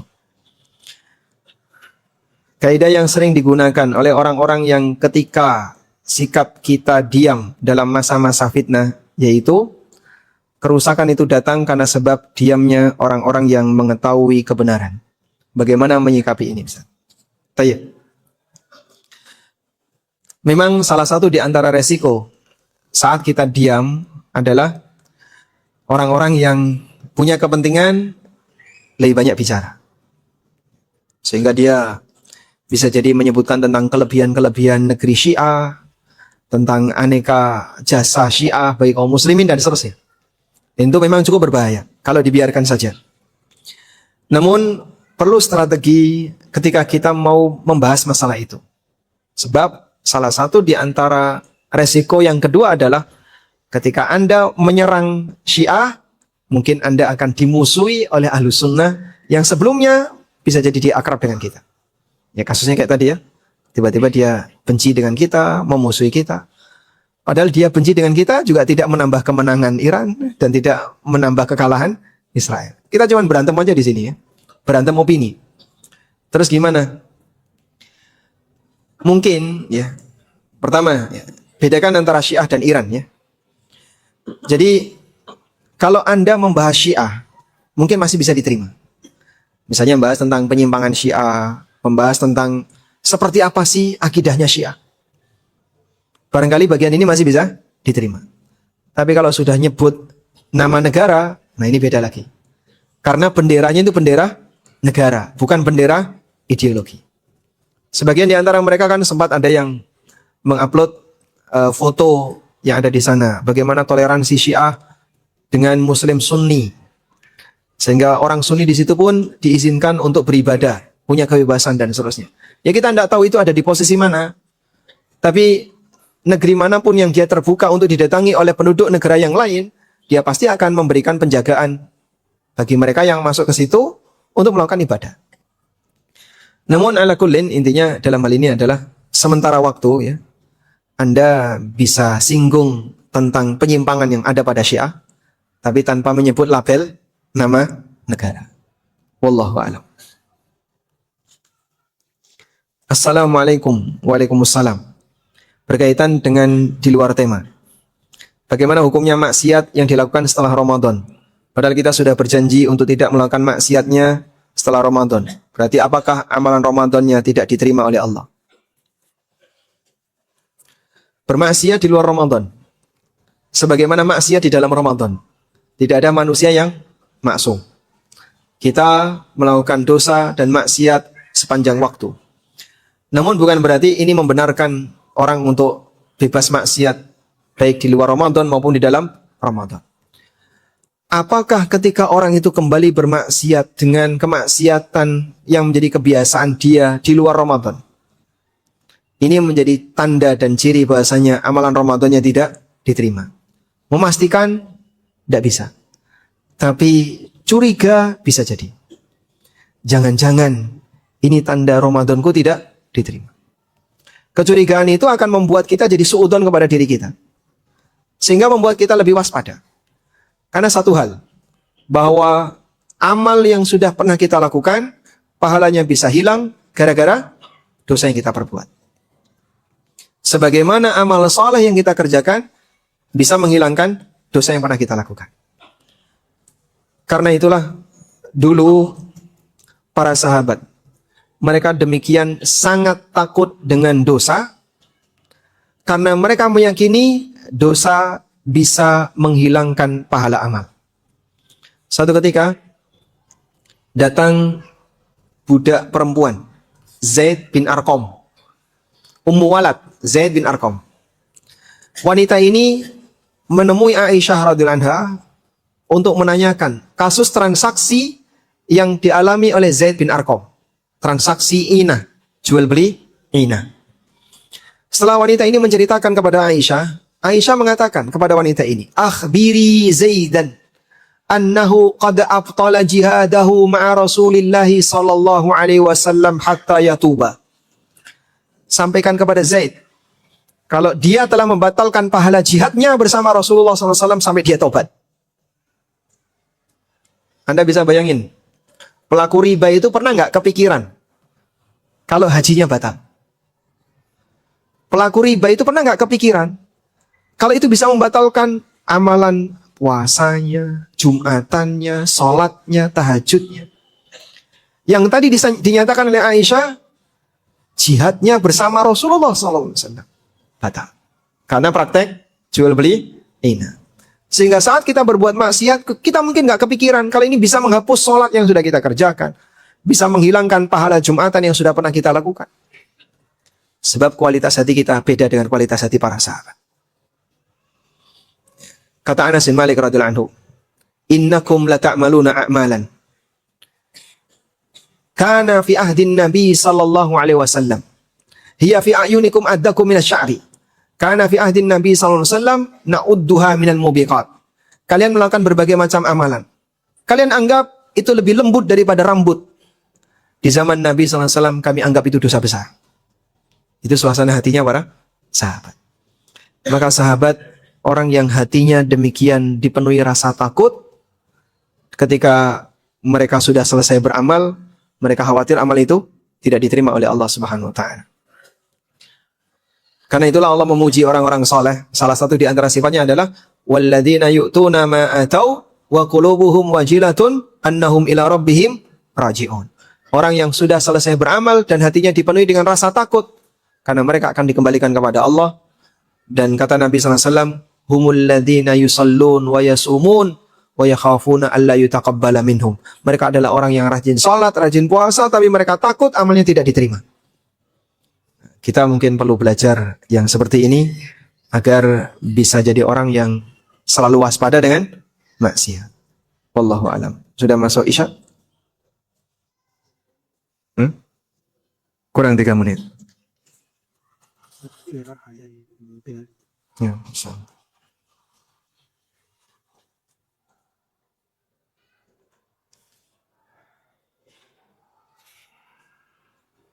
Assalamualaikum warahmatullahi wabarakatuh. Waalaikumsalam warahmatullahi wabarakatuh.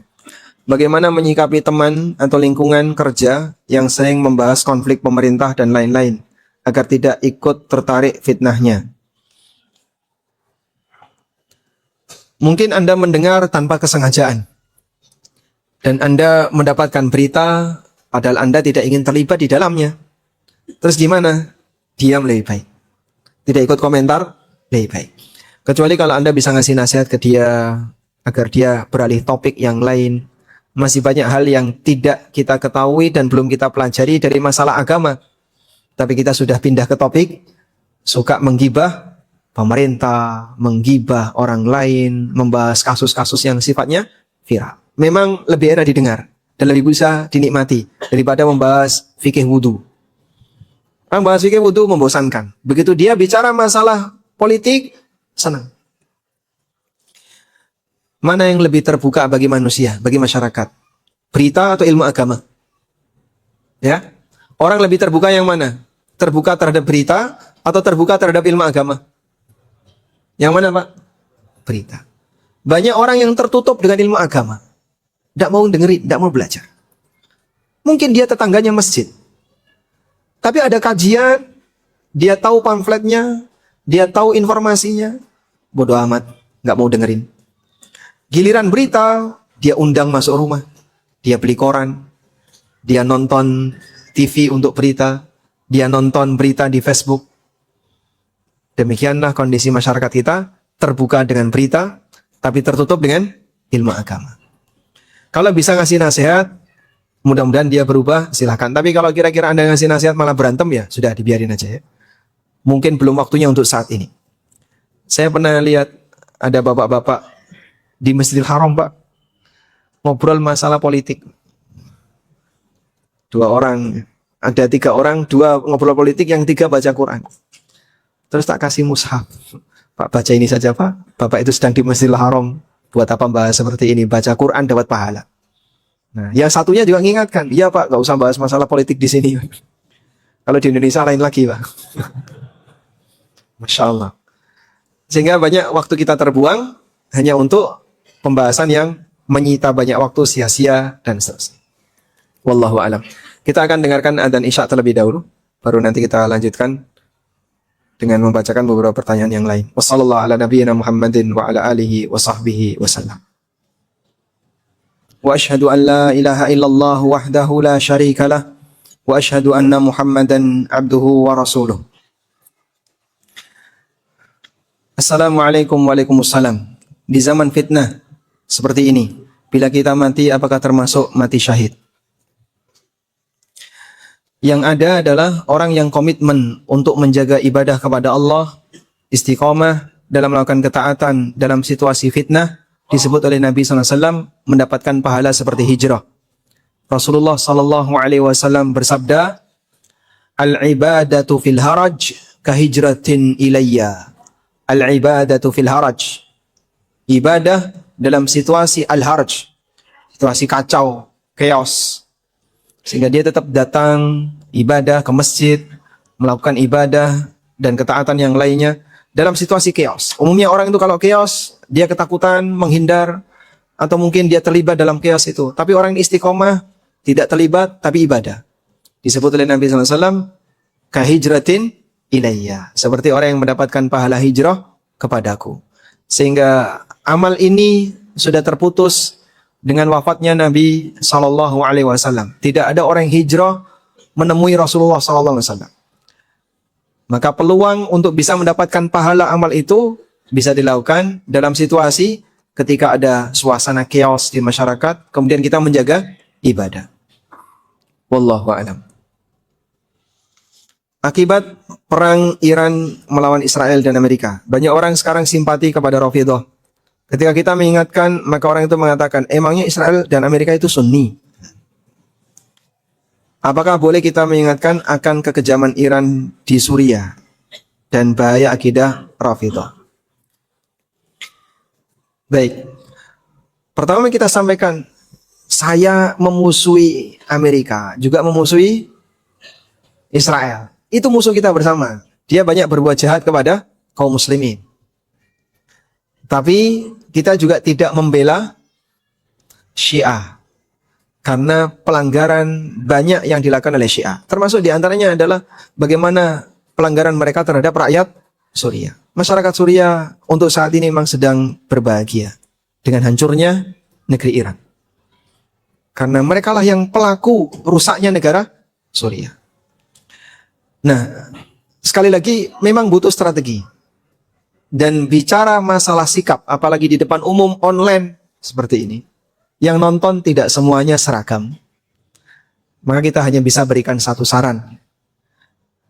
Memilih posisi aman untuk sementara lebih baik ditekankan. Sehingga arahkan pendidikan kepada masyarakat berkaitan dengan informasi mengenai Syiah.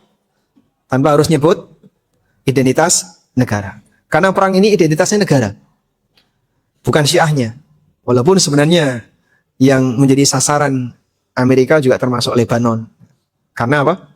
Adanya pendukung Iran yang kuat di situ. Juga Yaman Houthi, Syiah Houthi. Tapi kalau orang disudutkan Syiahnya, insya Allah mereka lebih menerima. Makanya mereka tidak mendukung Syiah, tapi mendukungnya Iran. Wallahu a'lam.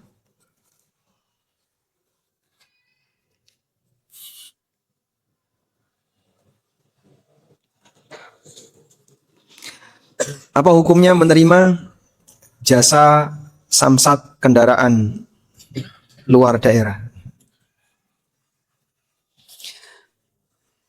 Berkaitan dengan administrasi yang ada di negara kita, bisa kita bagi menjadi dua.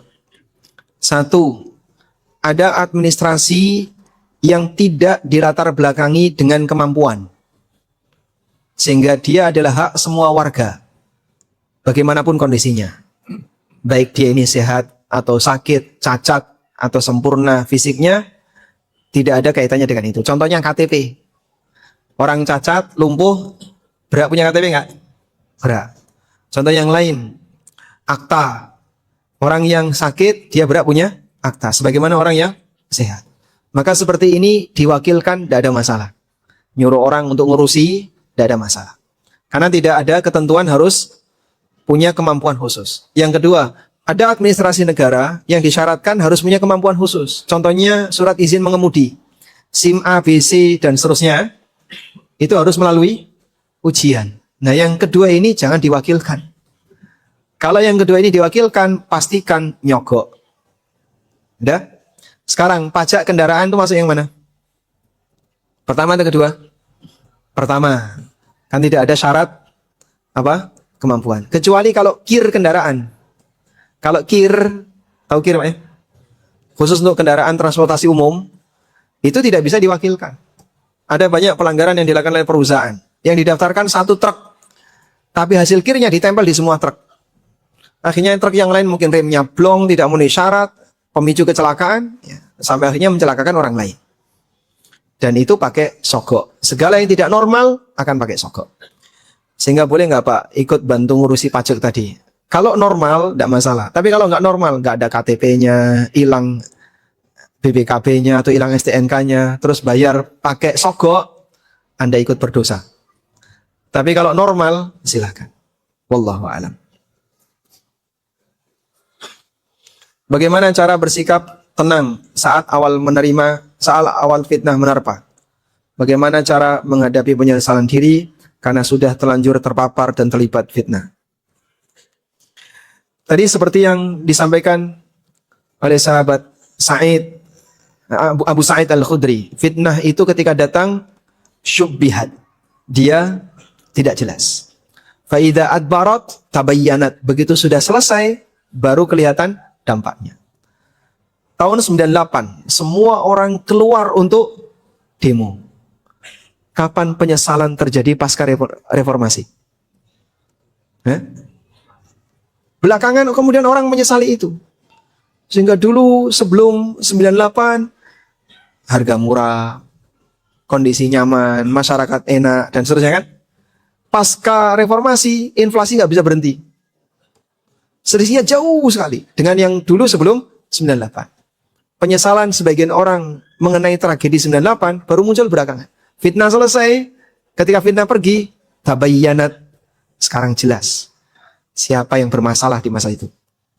Ketika itu datang, semua orang termotivasi, ayo ikut, ini dalam rangka melawan tirani, melawan kezaliman, anti korupsi. Semua orang ingin ikut terlibat. Yang demo ketika itu jadi koruptor sekarang. Ya kan ada ya, yang demo ketika itu kan masih mahasiswa ya. Hari ini dia jadi pejabat. Ikut terlibat dalam korupsi ketika dia berada di area jabatannya. Terus gimana itu? Karena ini bukan masalah komitmen, tapi lebih kepada kepentingan. Ya kita berharap semoga semuanya bisa memperbaiki diri. Dan semoga situasi chaos seperti itu tidak berulang. Kemarin sempat agak ramai ya. Dengan adanya banyak chaos di mana-mana dan aparat keamanan, aparat penegak hukum sempat jadi sasaran. Dan kita tidak berharap itu berkelanjutan. Walhamdulillah tidak lama. Tidak seperti tahun 98. Wallahu a'lam.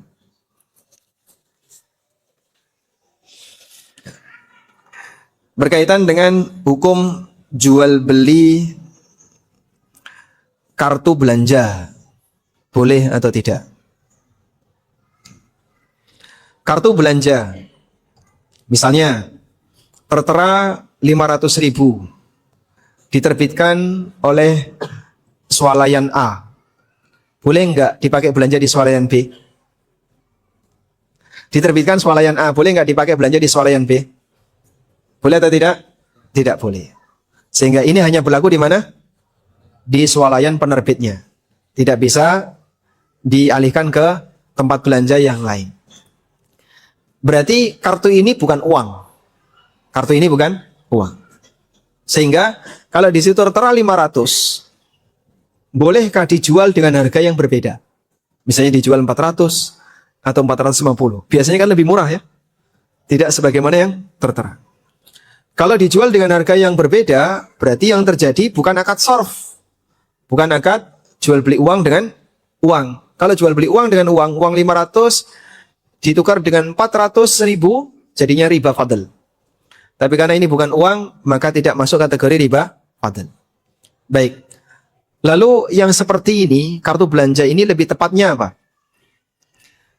Di zaman Marwan bin Hakam, itu sudah pernah ada kasus seperti ini.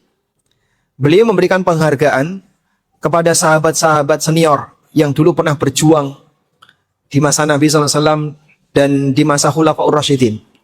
Mereka diberi penghargaan dengan cara negara menerbitkan sukuk.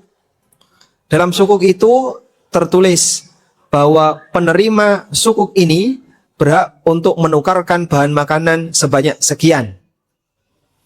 Nah, nanti sukuk ini bisa dibawa untuk ditukarkan dengan bahan makanan di daerah Al-Jar. Daerah Al-Jar ini ada di dekat Jeddah, di pantai barat. Ya. Nah, sebagian sahabat yang menerima ini menjual ke orang lain. Karena dia merasa ini terlalu jauh. Saya tinggalnya di Irak, tapi makanannya ada di Al-Jar, di dekat Jeddah. Akan terlalu repot kalau harus datang ke Al-Jar untuk menukarkan sukuk ini. Akhirnya dijual ke orang lain. Nah, ketika dijual ke orang lain Orang yang beli tadi dijual lagi ke orang lain lagi. Sampai akhirnya jadilah perdagangan sukuk. Lalu Abu Hurairah radhiyallahu anhu mendatangi Marwan dan beliau mengatakan, laqad ahlaltar riba. Anda telah menghalalkan riba. Marwan mengatakan, ma fa'altu dzalik. Aku tidak pernah menghalalkan riba. Kemudian Abu Hurairah mengatakan, engkau membolehkan orang untuk melakukan praktek jual beli sukuk. Sukuk yang harusnya ditukarkan di aljar sudah jadi barang dagangan diperjualbelikan banyak orang. Akhirnya Marwan langsung mengutus banyak petugas menarik sukuk-sukuk tadi. Semuanya ditarik lagi dikembalikan ke negara. Baik. Nah, sukuk ini apa, Pak? Ini bukan uang. Tapi dia adalah kertas berharga yang mewakili makanan. Kenapa dilarang oleh Abu Hurairah untuk diperjualbelikan? Abu Hurairah beralasan dengan hadis Nabi sallallahu alaihi wasallam, "Naha Rasulullah sallallahu alaihi wasallam ayyabi at-ta'am qabla ayyastawfiyah." Rasulullah sallallahu alaihi wasallam melarang orang untuk menjual kembali makanan yang dia beli sebelum dia terima. Sudah? Nah, selanjutnya ulama beda pendapat. Yang bermasalah dalam jual beli sukuk tadi itu penjualan dari sahabat ke orang lain atau dari orang lain ke orang lain lagi. Misalnya sahabat menjual ke A, tapi A ini memperdagangkan, dia jual ke B, ada yang dijual ke C. Ada dua pendapat di sini. Dan pendapat yang lebih mendekati, yang dilarang adalah penjualan yang dilakukan oleh si A ke orang lain. Kalau sahabat menjual ke si A, boleh. Kenapa? Karena sahabat tidak beli sukuk itu. Tapi beliau dikasih. Paham? Beliau dikasih. Sehingga ketika beliau dikasih, berarti tidak melanggar sabda Nabi sallallahu alaihi wasallam, nahan Nabi sallallahu alaihi wasallam an bai'i ta'am hatta yastawfiya. Rasulullah sallallahu alaihi wasallam melarang untuk menjual ulang makanan yang sudah dibeli sampai diterima dulu. Sahabat tidak beli kok, sahabat menerima hadiah dari siapa? Negara. Sudah? Sehingga sahabat ketika menjual sukuk itu boleh, tapi tidak boleh dijual lagi. Kalau dijual lagi harus belikan ditukar dia aljar dapat makanan baru dijual. Maka penerima kartu belanja tadi, jika dia dapatkan gratis, misalnya hadiah dari swalayan tersebut, karena Bapak belanja banyak dikasih kartu belanja senilai 500.000. Orang ini jual ke orang lain, boleh. Tapi setelah diterima orang pertama, dijual lagi, dilarang. Paham insyaallah? Baik. Dan ini bukan jual beli salam ya. Takyifnya bukan ke arah jual beli salam, tapi lebih tepatnya itu jual beli makanan yang diwakili oleh kertas senilai sembako tersebut. Wallahu a'lam.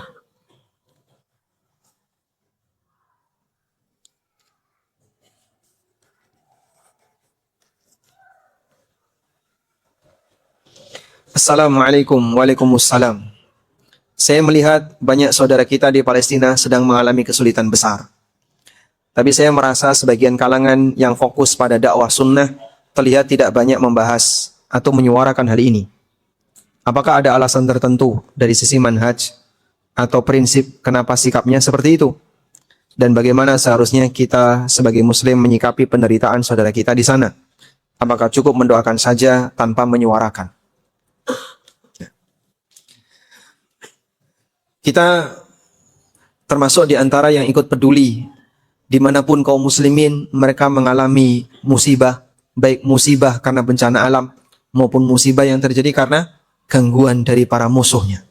Yang di Suriah, yang di Yaman, yang di Sudan, dan di beberapa negara yang lain, di Rohingya dan seterusnya. Termasuk di antaranya yang di Palestina. Dan banyak fatwa yang disampaikan oleh para ulama, mereka menyampaikan pesan untuk membela Palestina. Termasuk Syekh bin Baz rahimahullah, dan beliau memberikan pesan kepada kaum muslimin kalau bisa Baitul Maqdis menjadi tanah milik kaum muslimin kembali. Walaupun tanah ini sudah menjadi rebutan muslim dan non-muslim sepanjang sejarah. Di zaman Nabi Musa tanah ini dikuasai oleh orang kafir. Dan Nabi Musa mengajak Bani Israel untuk berjihad dalam rangka mengusir orang kafir tadi untuk kembali menguasai Baitul Maqdis, untuk menguasai Baitul Maqdis. Tapi Bani Israel tidak bersedia. Bahkan mereka mengatakan, idhhab anta wa rabbuka faqatila inna hahuna qa'idun. Wahai Musa, silahkan kamu berangkat bersama Tuhanmu untuk berperang melawan mereka. Kami duduk di sini menantikan hasilnya. Ini Bani Israel ya. Dan baru berhasil ditaklukkan di zaman Nabi Yusha. Sehingga semasa Nabi Musa alaihissalam, beliau belum berhasil menaklukkan Baitul Maqdis. Karena itu Nabi Musa alaihissalam saat meninggal dunia, beliau tidak meninggal di Baitul Maqdis. Padahal ingin meninggal di Baitul Maqdis. Tapi beliau minta didekatkan oleh Allah di mana? Minta didekatkan di Baitul Maqdis ramyata hajarin, sejauh lemparan batu. Orang Jawa nyebutnya sak pelintengan. Beliau ingin agar diwafatkan di tempat yang mendekat ke Baitul Maqdis. Tapi karena Baitul Maqdis dikuasai musuh, ya nggak bisa. Hanya berada di luarnya Baitul Maqdis. Tapi dekat dengan Baitul Maqdis. Selanjutnya, setelah Nabi Yusha menguasai Baitul Maqdis, kemudian muncul zaman berikutnya, Baitul Maqdis dikuasai oleh orang kafir yang lain. Lalu dikuasai oleh kaum muslimin. Sampai di zaman siapa kalau setelah Salahuddin Al-Ayyubi berhasil menaklukkan Baitul Maqdis yang sebelumnya dikuasai oleh ahli kitab. Sehingga dalam perjalanan sejarah Baitul Maqdis ini jadi rebutan banyak penganut agama. Muslim punya kepentingan, ahli kitab punya kepentingan, orang-orang yang lain juga punya kepentingan. Sahabat Amr bin As atau Abdullah bin Amr bin As pernah mengatakan, "La taqtulul khufash." Janganlah kalian membunuh kelelawar. Kenapa tidak boleh membunuh kelelawar? Li'annahu lamma khariba al-Quds. Karena ketika Baitul Maqdis itu dibakar oleh orang kafir, kelelawar ini mengatakan, qalu Allahumma sallitna 'alal bahri hatta nughriqahum. Ya Allah, berikan kami kuasa untuk bisa mengendalikan lautan, kami ingin menenggelamkan mereka. Ini salah satu di antara cuplikan bahasanya dulu Baitul Maqdis pernah dirusak oleh orang kafir. Itu kejadian sepanjang sejarah. Dan di masa Nabi Muhammad SAW, Baitul Maqdis dikuasai orang Nasrani. Dan beliau tidak datang ke Baitul Maqdis kecuali Isra Mi'raj. Setelah itu tidak ada. Maka, kalaupun misalnya Baitul Maqdis dikuasai oleh orang kafir, ini adalah duka bagi kaum muslimin. Duka itu timbul tenggelam. Kadang berhasil kita kuasai, kadang jatuh lagi ke tangan orang kafir, kadang berhasil dikuasai lagi oleh orang muslim, seperti itu terus sampai akhir zaman. Dan Dajjal itu muncul di mana? Di Baitul Maqdis, di Bablut, dibunuh oleh Nabi Isa di mana? Di Bablut, di Palestina. Dibunuh oleh Dajjal. Maka semua peristiwa ini menunjukkan bahasanya perjalanan penguasaan Baitul Maqdis sepanjang sejarah itu terkadang dikuasai Muslim dan terkadang dikuasai non-Muslim. Walhamdulillah, dua kota suci masih berada dalam kuasa kaum muslimin, dan kalaupun kita belum bisa untuk beribadah di Baitul Maqdis, kita masih bisa fokus ibadah di mana? Mekah dan Madinah. Wallahu ta'ala alam. Demikian yang bisa kita sampaikan. Semoga apa yang kita bahas ini bermanfaat. Allahumma anfa'na bima 'allamtana wa 'allimna ma yanfa'una warzuqna ilma. Wa sallallahu ala nabiyyina Muhammadin wa ala alihi wa sahbihi wa sallam. Wa akhiru da'wana alhamdulillahi rabbil alamin.